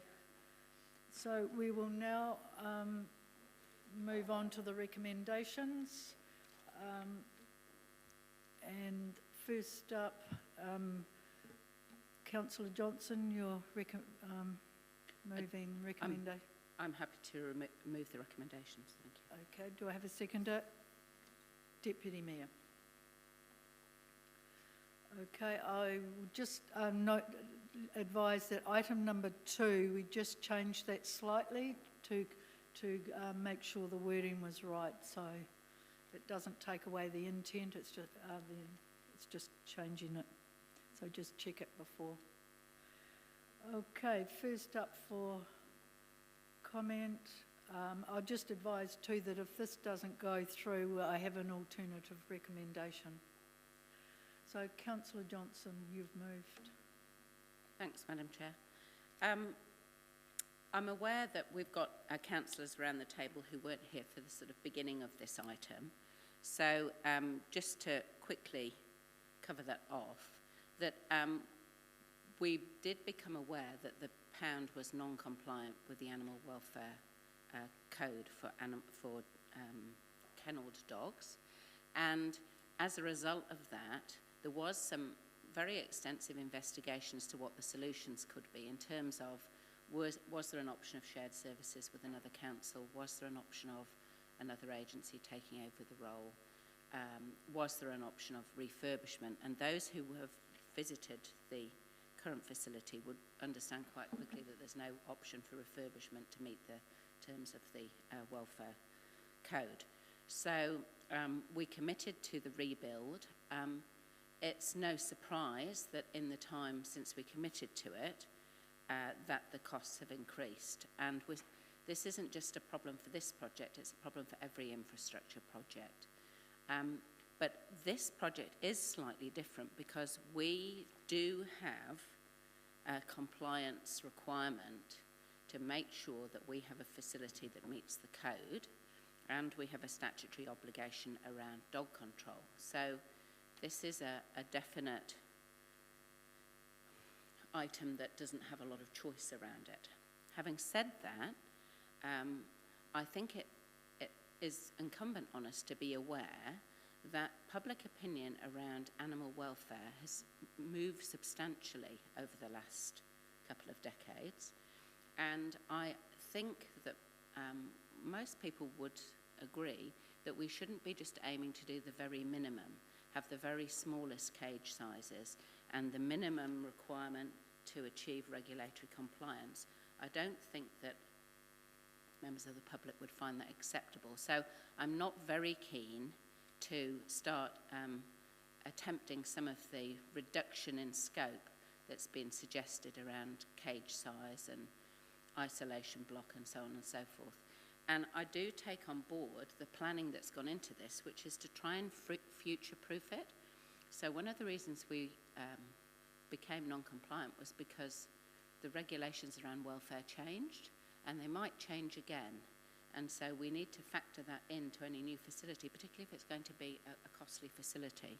So I think in terms of the future-proofing, that I like the way the design allows for extra bits to be added on if required, and it's not just the bare minimum, it's a little bit more than that, which is good. The other issue, which hasn't really come through, but I think if you've worked in this area you would be aware of, is the staff welfare concerns. So this is a difficult environment to work in. We're asking our staff to work with dangerous dogs, and sometimes dangerous owners as well. And we've got to really be aware that the security and safety of staff is a main concern here, as well as the welfare of the animals. And so things like the enclosed car park, things like the capacity for space around the reception area, that provides less opportunity for conflict between either dogs and staff or people and staff. So I think that needs to be factored in. At this stage, I'm not proposing that we include the education centre because I think there's got to be some compromise given the increased cost that's come to us now. It's not that I'm opposed to it, I think it would be a good thing, but just at the moment, I don't think I can justify us adding that onto the cost as well. I do have a concern though around the level of urgency with which this is done, and I'm not very happy to see it being done over 2 years. I've taken on board the officer's comment that he doesn't think that 1 year is possible, but if it is possible, then I'd like to see something coming to us to bring that other budget forward so that the project can be completed as soon as possible. So just to summarise then, I'd encourage you to support this. There is a lack of choice from our point of view in terms of what we have to do. And also I think we need to be aware not only of our regulatory obligations, but also what the public want us to do, our obligations to staff, and an element of future-proofing. Thanks. Councillor Rutherford. Thank you, Madam Chair. I am supporting the recommendations on the screen. I do think that the price tag is a bit hard to stomach, but it is a reflection of what infrastructure investments are currently looking like with demands on the construction sector in particular. The future-proofing element is a really positive step, and it's actually something that this council has not often considered in the past, so it is progress as far as I'm concerned with investing in any infrastructure. The expansion and capacity building within the proposal as well provides, I think, future opportunities to partner with other councils or services in the region to provide animal control. It may be something that is not taken up at this stage, but at least it opens the door for opportunity in the future. And supporting this ensures that we've got a facility that will comply with the Animal Welfare Code. It means our staff are safe at work, and that our community know that if their animals are in our care, that they are also safe. So I'll be supporting the recommendations today. Councillor Naylor. Thank you, Madam Chair. The options paper that was presented to us a year ago explored a few other options that have been commented on by the officers this morning. Obviously, the council decision was to proceed with a new build, but that was on the basis of that cost being estimated at about 2.7 million. With more than 50% of it increase, I believe that's justification for us to revisit whether there is another viable option for us to meet the compliance requirements for this. And so I won't be supporting the recommendations in front of us, but do have a notice of motion for an additional recommendation if this fails, that alternative options to address non-compliance of the animal shelter are explored further, including costs, and reported back to the Finance and Audit Committee. I think the Chair mentioned earlier in the meeting that we do need to make some tough decisions going forward.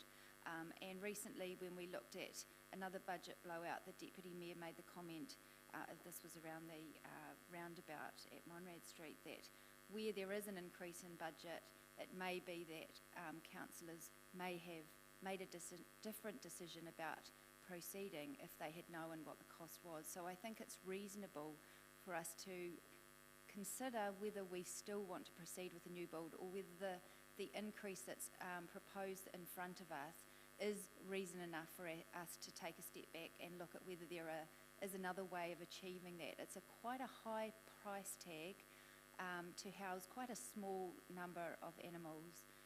So I do think it deserves us perhaps taking a step back and re-looking at it. The officers confirmed that there haven't been any further conversations on those other options in the last year, which is understandable given the direction that was given last year.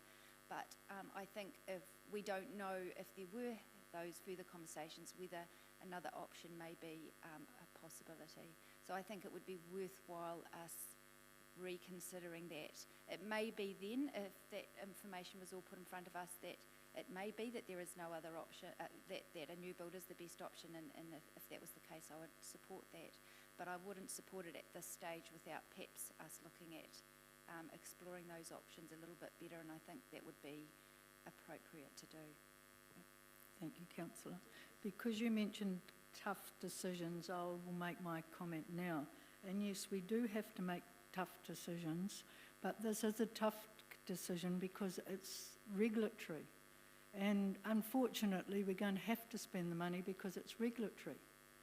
So it is a tough decision, and I'm happy to support this decision because of the regulatory nature and the speed. I don't want to delay this project. If we delay it any further, we're going to end up with another 20% blowout in the budget because resources are just going up. I mean, as houses, so as resources. So I think it would be very short-sighted to push this any further. The other thing too, I would just like to, questions that were being questioned about the size of the facility and staff and 5 desks and things like that. I was out at Wacky Water Day the other day, and I know, and the animal management people were there, staff were there, and they do an amazing job. So let's support these staff. I mean, you're talking about 5 desks and 3 desks. For goodness sake, aren't they entitled to have a desk each? And when you look at a facility that's been built, the costs are all in the plumbing and all that, not on a few extra square feet to put a desk in. We saw that with the Bunnythorpe Community Hall. When we moved that a few feet, it was only $100,000 within the whole project. So please just think about that in context of trying to scrimp and save just to poke a staff in a cupboard. So all they're good staff, and I've met a lot of them now out in the community, and they're doing a great job. And I think that, you know, we want our staff to work in decent facilities. We all went on that tour, and the current facilities are the most disgusting. And to refurbish that, we know with Papiol Place, the cost to refurbish those units were more than the build, and we got better, and it wasn't, you know, we got better facilities. So I just keep all this into context. So we'll now move on to Councillor Bowen. I've had enough. Thank you, Madam Chair, I think.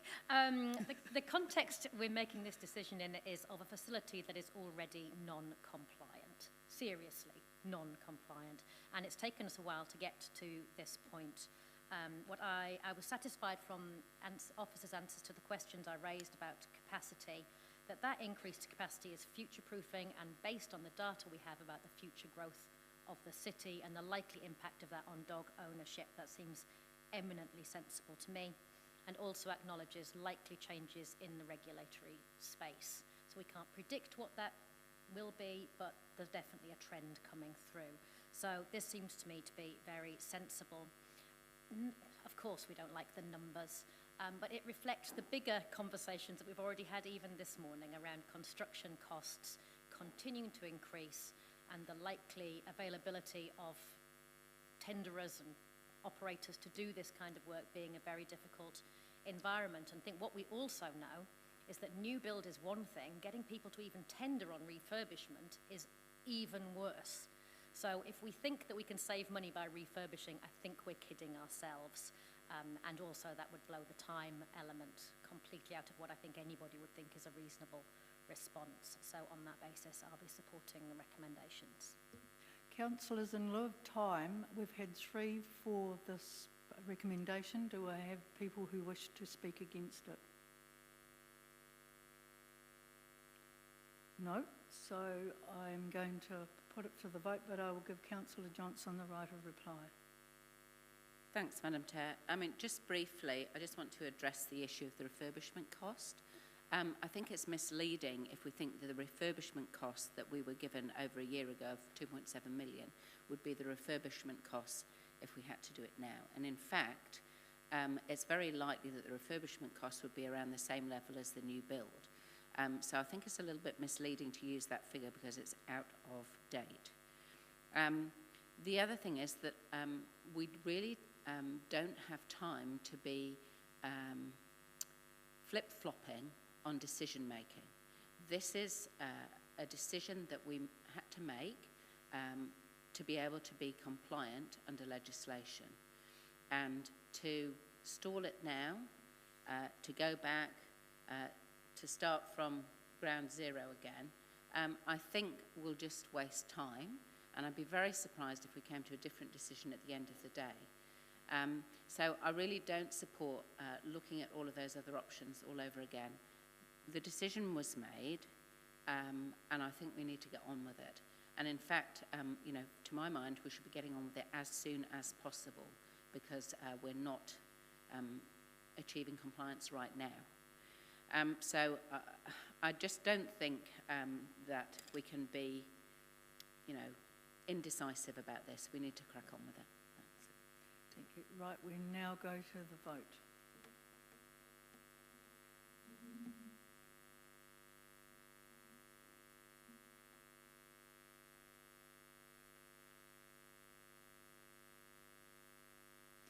And that is carried 15 votes for and 1 against.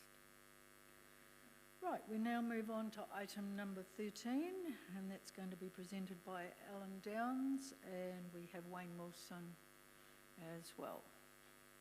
When you are ready, gentlemen.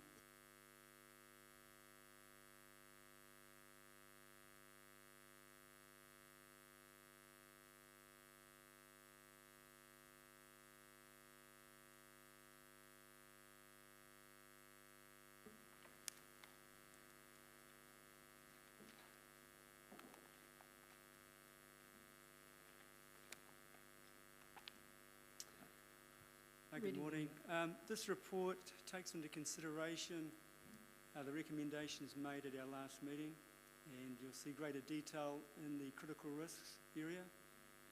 Also, greater visibility regarding the 2018 audit status, action status, and also there's some clarity around training of interest areas that is scheduled for the current financial year.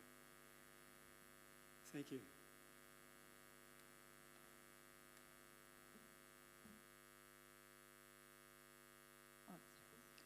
Okay, so we'll now go to questions. Councillor Johnson. Thanks, Madam Chair, and thanks for the report. I've got a couple of questions. One is around the new measure that has been introduced to us this time, which we asked for, so I'm pleased to see it, but I just need to understand what it means, which is around the people feedback raw scores. So we've got safe from physical harm and safe from bullying, racism and harassment, and then we've got some raw scores. Can you just explain what they mean and what they're out of, if they're out of something? Yeah, I'll do that, yeah. It's out of 5, so that gives you, and it's just the normal sort of agree, you know, strongly agree. So it's the sort of rating. So as obviously all organisations in this area would like to be as close to 5, if not 5, they can. So if you look at that, you'd say that there is room for improvement, and we'd hope to make improvement. Okay, thank you for that. So just to follow on, do we have any comparison with other organisations or a benchmark or anything around that? I mean, clearly we'd ideally like it to be higher, but do we know where that's sitting? No, not a benchmark. Okay. So just to follow up then around bullying, racism and harassment, which is lower than the physical harm one. So what actions are being proposed as a result of that to deal with that, well not deal with, but you know, to make that improve? Okay, so there's a, all new staff go through harassment awareness training. So we have that from an external, and that's been going on for a number of years, Councillor. And there's also refresher training for the for managers that occurs on a regular basis. Usually about once a year we do refresher training with the same provider, and the harassment contact people get refresher training each year as well. So we have a harassment group that are contact people that work with staff who have anything. So we are looking at how we can improve that, and that's a piece of work we're going to commence shortly. Okay, so, I mean, but that score reflects what you currently do, doesn't it? Yes. Yeah. So, will we see some description around new actions maybe in future reports? Yep. Yeah, okay, thank you. And then the other question was around attachment 2, where we've got the list of trainings that have been done. And there are 2 courses around mental health, and one around manual handling, where it just says schedule for 2021 financial year. So are we to assume that from December 19 to now, there's been no training in any of those areas? There has been training in mental health. Trainings occurred both for frontline workers and managers this year, but the other training is scheduled for the second half of the financial year. Okay, so I'll come back to a question that I've asked a number of times before, which is, given that earlier in the report we state the number of manual handling incidents and that we have a focus on manual handling, why is it taking so long to get the manual handling training up and running? The manual handling training runs annually for new staff, 3 yearly for existing staff, so it's repeat every 3 years. And in between, manual handling itself, the actual JSA or the SOP on manual handling is covered with new induction staff. So do we need to be doing something different if we've still got high levels of manual handling incidents? I suppose this is the same sort of question I asked about the bullying. If the status quo isn't achieving what we want, I'm interested to hear how you propose to improve things so that we reduce the number of manual handling incidents. Okay, so trend analysis is an important part of identifying if there are commonalities regarding particular tasks. Manual handling isn't just the picking up of product and moving it from A to B. It can be, for example, picking up something and there's cuts as a result of it. There's all sorts of things that can come into play. So trend analysis, knowing exactly what's taking place around the manual handling is important, and when there's commonalities, we can address those commonalities. I think I explained at the last meeting we did have an issue, and we addressed that at the recycling centre with PPE. So we're always looking at that trend analysis component. Yes, I know, and it's something that I ask about each time, but I suppose... Excuse me, Councillor, I'll get... Thank you, Madam Chair. I'd just like to also put for context that a lot of the reporting is within a context of an increase in reporting. That doesn't in any way dilute the questions or the rationale for the questions, but we have been actively working for some time to encourage people to be better at reporting incidents so as we can know more about what is actually happening. And yes, I absolutely agree that we're not seeing through reporting the speed of the change that we would anticipate, but we do have to consider that we've been driving more reporting at the same time. So I would be uncomfortable drawing a conclusion that the interventions we're doing in manual handling are not in and of themselves effective, because what we're doing in addition to equipping people with skills and tools to improve manual handling, we're also encouraging them to report more. From my perspective, it will remain a watching brief. And the councillor's questions around, at what point do we stop describing the water and actually question whether we're doing the right things are the right questions for management, and is something that we are working on across the organisation. I'll save the rest for comment, thank you. Councillor Finlay. Thank you, Madam Chair. I had a look for the report, and I might have missed it, but I can't see any mention there when you're bullying and that sort of thing, carrying on from Councillor Johnston. Ageism, you don't mention it there. What has in some cases been come up in the last few years in large corporates, what could be almost described as elder abuse in the workplace.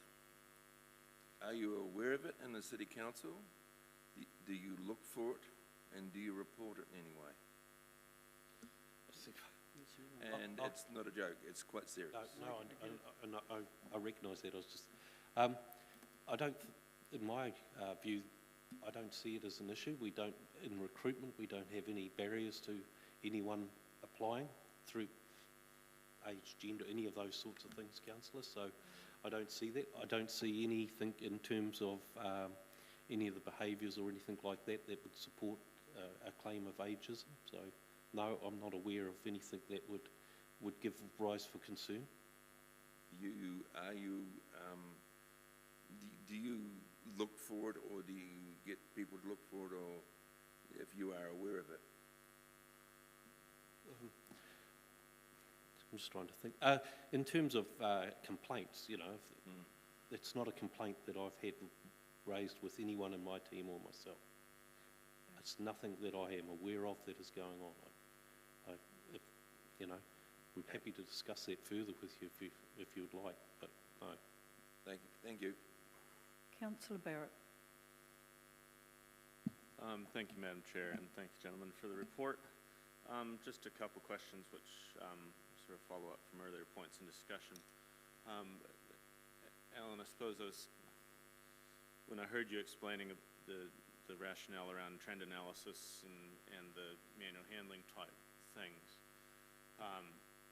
it struck me as, I guess, as being still quite a reactive sort of thing, like, you know, we need to injure enough people so that we can work out how we're injuring them, and then we can do something about it finally. So can you give us a sense of what's being done in the proactive space around injury prevention so that we don't get into these issues in the first place? I think the topic that started the conversation around manual handling training is a good indicator of preventative action for a start. Also, analysis of particular tasks in the workplace.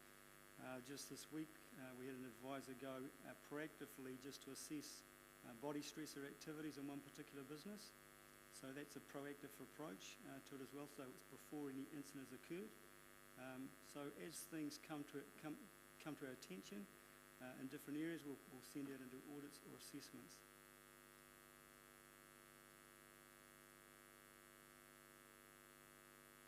Councillor Barrett. Thank you, Madam Chair. So I guess those are sort of examples. Is there an integrated approach there that you would consider comprehensive on the proactive side? I think when we start off with, and I'll reiterate the starting point, manual handling is a commonality right across the council. So the initial preventative action is good training on manual handling and repeat training every 3 years on manual handling.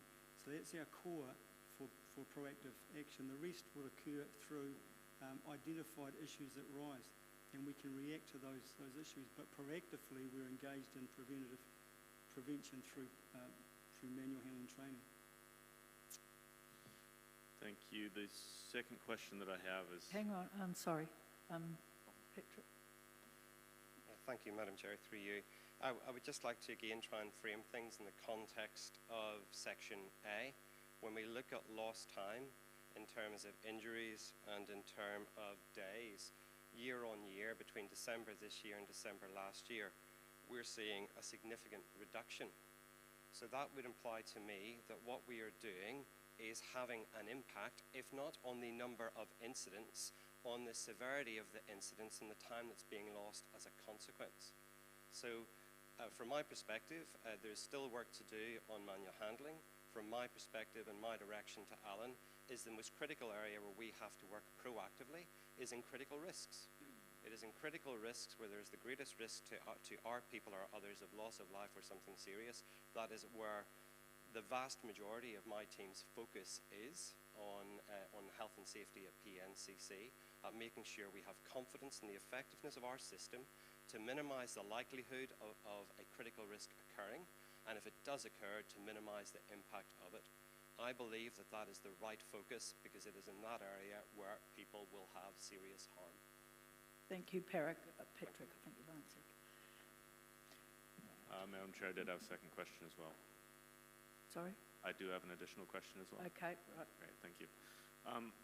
Just on the well-being table and the people feedback, really good to see some information coming through there. Just wanted to understand as well around the Safe from Bullying, Racism and Harassment measure, given that some staff have sort of quite internal roles and some staff have external roles, and recognizing that some of these things could arise from the community rather than necessarily within the organization.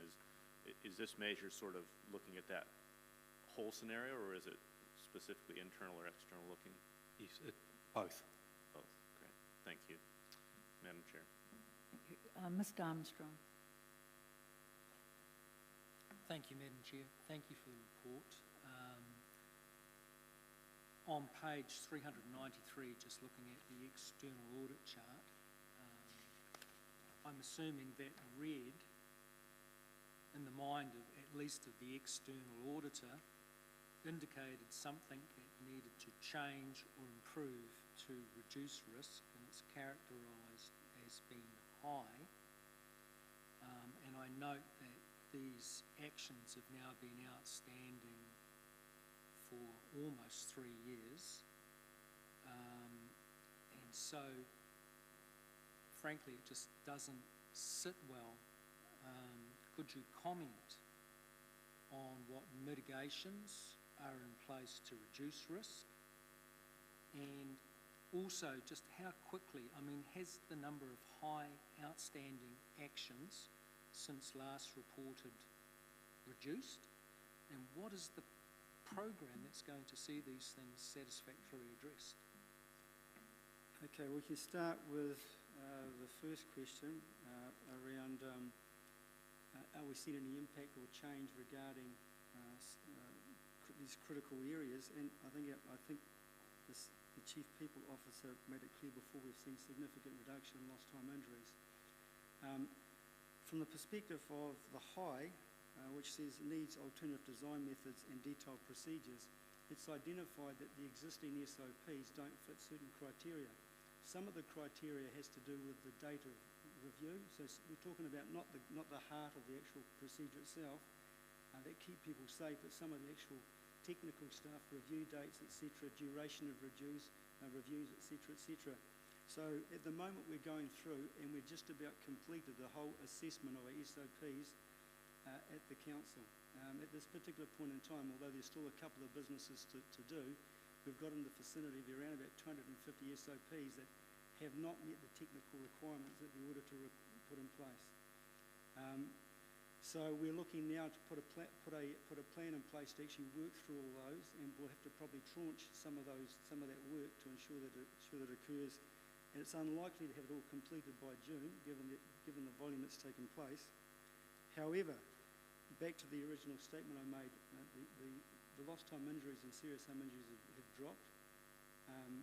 We've just reviewed all the hazard registers, which are a component of the SOPs as well, because that's where the SOPs come from. We've updated the hazard registers, and there's also an area there which is continuous improvement options that are reviewed as well. So there's an ongoing area to identify and address the risk. The SOPs as a communication mechanism used at the front line. And we won't even stop with the communication mechanism. Excuse me, Ellen, just get Patrick to... Sorry? Wanted to... Through you, Madam Chair. I would agree with your observations. This is not satisfactory. It gives me concern. The safety and health of our people is probably the thing that I'm most concerned about. I do note that we only appointed a health and safety manager approximately 6 months ago, and I can assure the council that we now have a detailed plan to add not just to action the audit points, but actually to put in place a health and safety system that is fit for the future. I have no issue with making the key milestones available through this report for councillors in future, but in terms of context, what I can say is it appears to me that the organisation, in the absence of the health and safety manager, progressed the items it was in a position to progress, but the remaining outstanding items are not the quick wins. They're the ones which require significant time and effort, not just from the health, safety, wellbeing manager and his team, but with business leaders to make sure we have confidence that the system we design is actually in place and people are using it. And that's all I would like to say, Madam Chair. Thank you. So just to clarify, have the management team looked at these 13 high outstanding items and triaged, focused on reducing risk? Madam Chair, yes, at the item level. So it is, for example, one item is SOPs. Yes, that doesn't tell us anything, but we have triaged and focused our attention on the critical risk areas where there is a higher risk or higher likelihood of people having serious harm.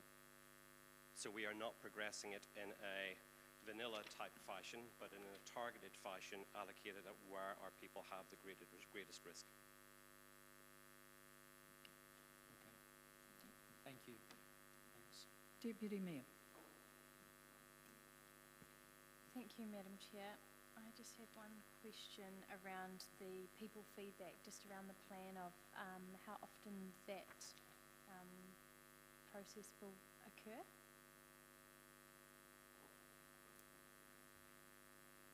Madam Chair, those questions were asked for the first time in the organisation in last June, and I'm looking at how we can get more reliable insight across the organisation going forward.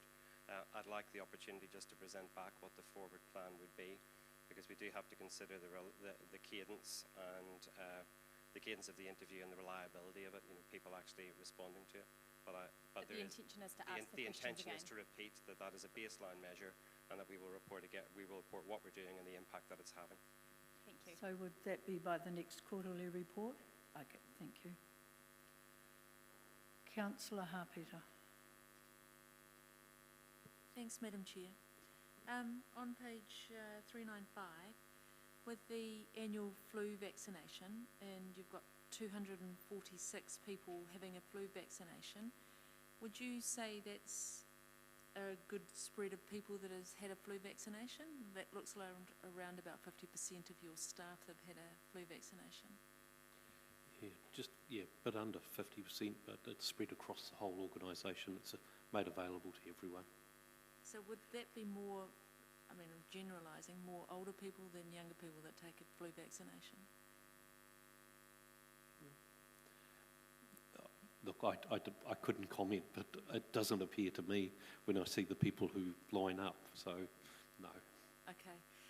Does it correlate to the number of sick days? Is there any correlation between flu vaccinations and the number of sick days? Is that higher or lower? We looked at that a number of years ago and there was no correlation, but we haven't done that since. Okay. Thank you. Can I just make a point there through you?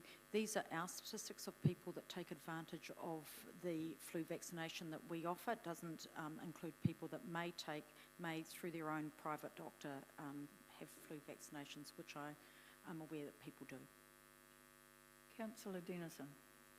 Thank you, Madam Chair. Two questions I have. One is around the fire warden training. Just seeing we had one in December, but is there a refresher training that goes along with it? When I think of our sites that we have a number of people within. Yeah, so fire warden training, there's two areas. One is theory, so understanding the theory, the operational side of it. But the other thing is the practical. So every 6 months there is a drill that takes place where the warden goes through basically a practical drill. There's an opportunity for feedback that's recorded on the assessment, and any areas for improvement are identified there. Okay, so it's identified in that. It is. For every venue. No, that's cool. I just noticed that with only one having training, it didn't seem a lot for this organisation this size. The second one was around dealing with the public and seeing that there's incidents by activity is kind of high. And I see you've got your customer conflict awareness training, 14 went through in December.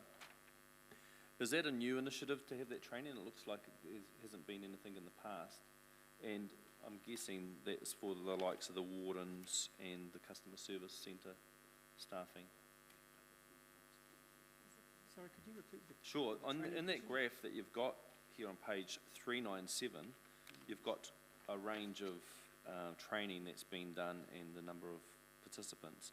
In December, it's got 14 for customer conflict awareness. Yes, got it. It looks like it's been a new initiative, perhaps, or was that just something that we hadn't done in the last? I'll have to refer to Wayne on that one. We've done that many times in the past, depending on needs from the units, particularly when new staff come on board, or if there's been an incident of something, we'll do a refresher. But no, that's been an ongoing one. Okay, and then obviously we've brought in security if the issue, like I know we have at the library, for example, but if it escalates or becomes an issue, we can bring in security. Yeah, tough. Thanks. Councillor Hancock. Thanks, Madam Chair. I just want a little bit of clarity. In the quarterly report, there was a 290,000 underspend in training. I just want to know if there has been any impact in the area of health, safety and wellbeing training, or what proportion that might have impacted? Yeah, perhaps I'll answer that one. There has been a reduction in training undertaken across the organisation, not quite so much in health and safety, but definitely for other courses. A lot of courses have been online courses, which are not as, you know, they haven't been, the uptake hasn't been as much.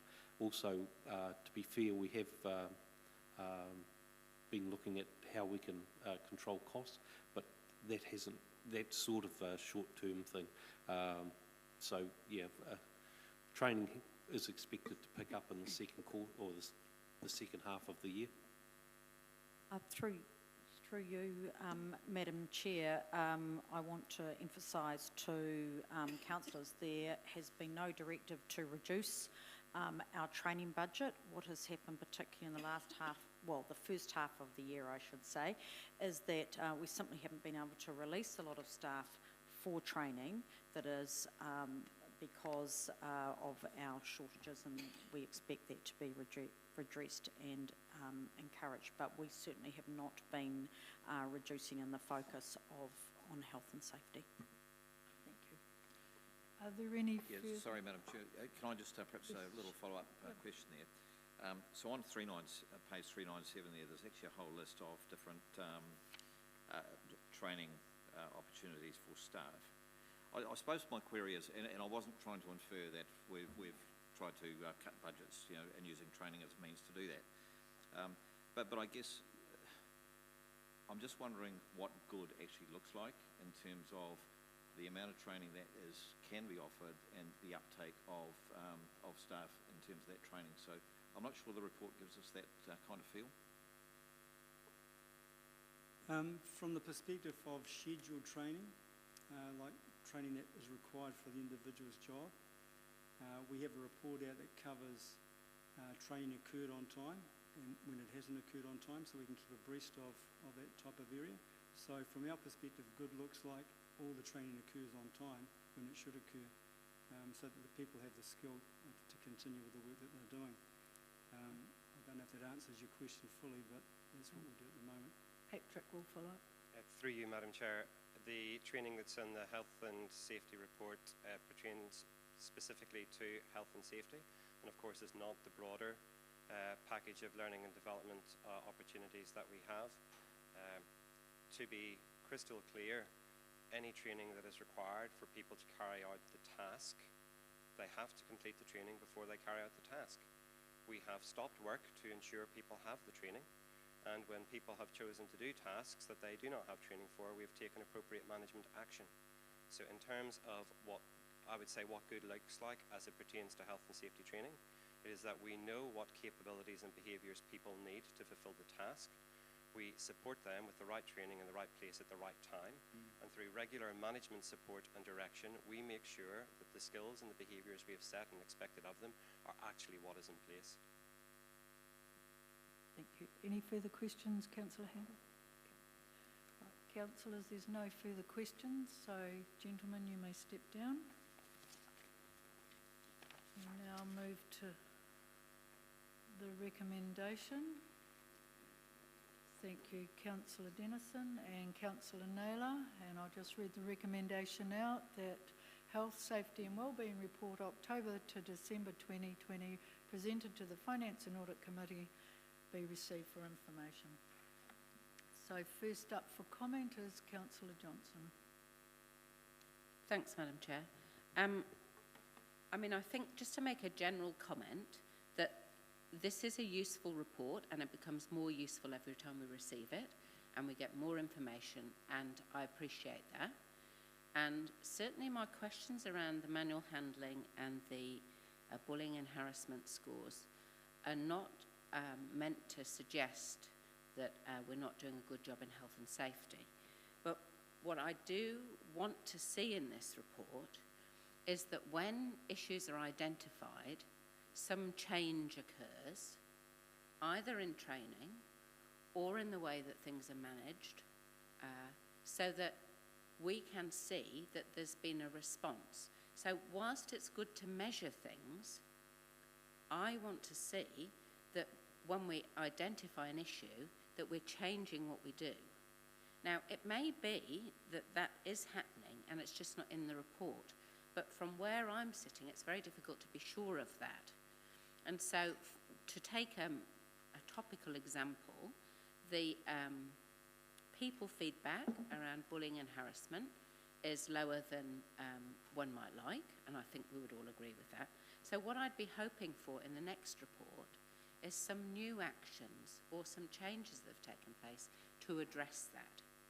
It's not to say that, you know, it's all bad or anything like that, but it's just to say that when we identify an issue, we should, you know, as governance, we're responsible for the health and safety. We should be able to see that those issues are not only being identified, but then some action is occurring as a consequence. And in regards to the manual handling, on the one hand, the report identifies as a key area, but then when we go to the training, we still see that the training is yet to be scheduled. Now, I think Alan explained well, you know, when people come on, they get a training then, and they get a certification after 3 years, but that isn't in the report. So unless we understand what is being done to address issues that have been identified through this report, then we're always going to be asking those sorts of questions. And I think we should be asking those sort of questions because it's our responsibility. So what I'll be looking for is to just see what changes are being made to address identified issues. Deputy Mayor. Thank you, Madam Chair. I'm happy to support the recommendations and just wanted to make a couple of comments because I guess this is a report that every time it comes to us, there's often feedback given around what elected members either see as missing or small gaps. But it is, I think this report is particularly good, and I'm really pleased to notice that actually every time it does come to us that our feedback is taken on board. And I think that's really important because under legislation, we are the, you know, person undertaking business. We have a responsibility to confidently say that legislation is being met, but also taking into account that legislation is the absolute minimum requirement. And so I think as an organisation, particularly around wellbeing, that we do a lot to support our staff, and there has been a gap in reporting that recently, and I'm really pleased to see that that's being addressed. I think particularly with the people feedback, we need to take into account as well that when staff are filling out feedback forms, they don't have a measure, I guess. If it's your first time giving feedback on a particular scale, that it's really important to actually apply the same measure when you offer it up again, so that people can have a moment of reflection and decide where they sit on a scale now compared to last time they filled it out. And so whilst the initial figures, particularly feeling safe from physical harm, are not bad at all, we also need to think that actually staff haven't placed themselves on that scale before. So the second set of data will be one which will be a little bit more telling. But also really pleased to see that staff are taking up opportunities offered to them, particularly around pastoral care and support. I think that numbers are really, really positive. If that grows, that's really positive that staff reach out and access support where possible. So overall, I'm really happy with how this report is trending and the information coming to us, and would thank staff for actually really hearing what elected members are saying as well. Councillor Finlay. Thank you, Madam Chair. Just to carry on the questions I was asking before. In the workplace in New Zealand, there's been a real turnaround with people over 65 returning to the workplace, where you have positions there. There are so many vacant positions, specialist positions in this council where we can't find people.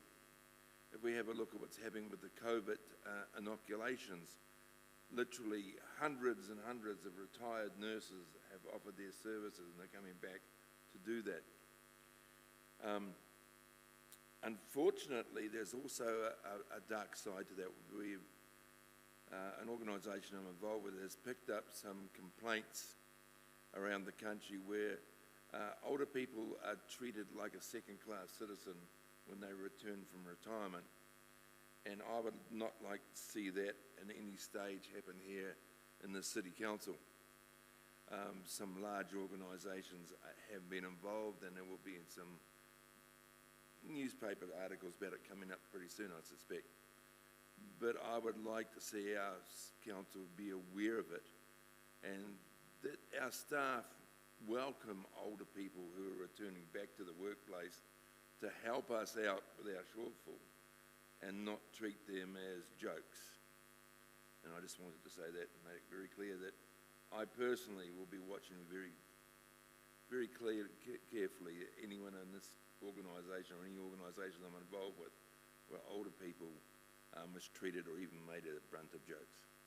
Thank you. Councillor, I'd just like to follow on from that comment because I just want to make it clear that in the council organisation and us as councillors, which we have a look at the organisation, this has never been a problem. And from a lot of the staff, and I'm not in the young category either, but a lot of the staff that I meet are a lot older than myself, so I don't think that it's an equal opportunity organisation, and there's no indication in any report or from any councillors, management anywhere that would be happening. So I think... Madam Chair, I didn't say there was. I said I was looking to be aware. Yes, and I know you didn't. And also I asked the staff and they admitted that they don't look for it. Yeah. Thank you. Okay, well, I'm just saying. So, Councillor Barrett. Thank you, Madam Chair. Just to say that I do think that this report is now continuing to improve time on time, as we heard from the Deputy Mayor. I'd very much like us as an organisation to make sure that we are doubling and redoubling our efforts in terms of the proactive side of the spectrum around health and safety, and making sure that we are framing things, I suppose, in that way, I would say. In terms of the specifics in the report, I'm very pleased to see that we're starting to get some information around well-being and that side of things. It would be helpful, though, for things, for instance, like the number of VTA contacts, to have a sense of coverage, not just how many actual activities there are there. It'd be helpful to know in the manual handling space, not just how many incidents there are, but how many incidents per hour work, so that we actually start to get a sense of really, I guess, the rate and coverage of things that are being delivered to the staff in the health and well-being area. But again, you know, this quarterly report is a step up from the last quarterly report, and really appreciate the additional information coming to light, and look forward to beginning to see trend analysis or trends emerge, especially in that well-being space. Madam Chair. Right, there are no further comments, councillors, so we will... Oh, did you fall out? Okay, Mr Mayor. Thank you, Madam Chair. Look, I just wanted to add my 5 cents worth. I think the report has got better and better. I do recall being around this council table and it didn't even exist, so we've come a long way. Just want to make the comment that the council and the officers are leading a forum on International Workers' Memorial Day, where around health and safety, workplace safety. So there are some initiatives which perhaps haven't been maybe brought to the fore as well, and all with an understanding that they are taking things quite seriously and being quite proactive as well. So I'm very supportive of the recommendation. Thank you. Right, so there's no one else was in the queue. Okay, that's fine. So we will now go to vote.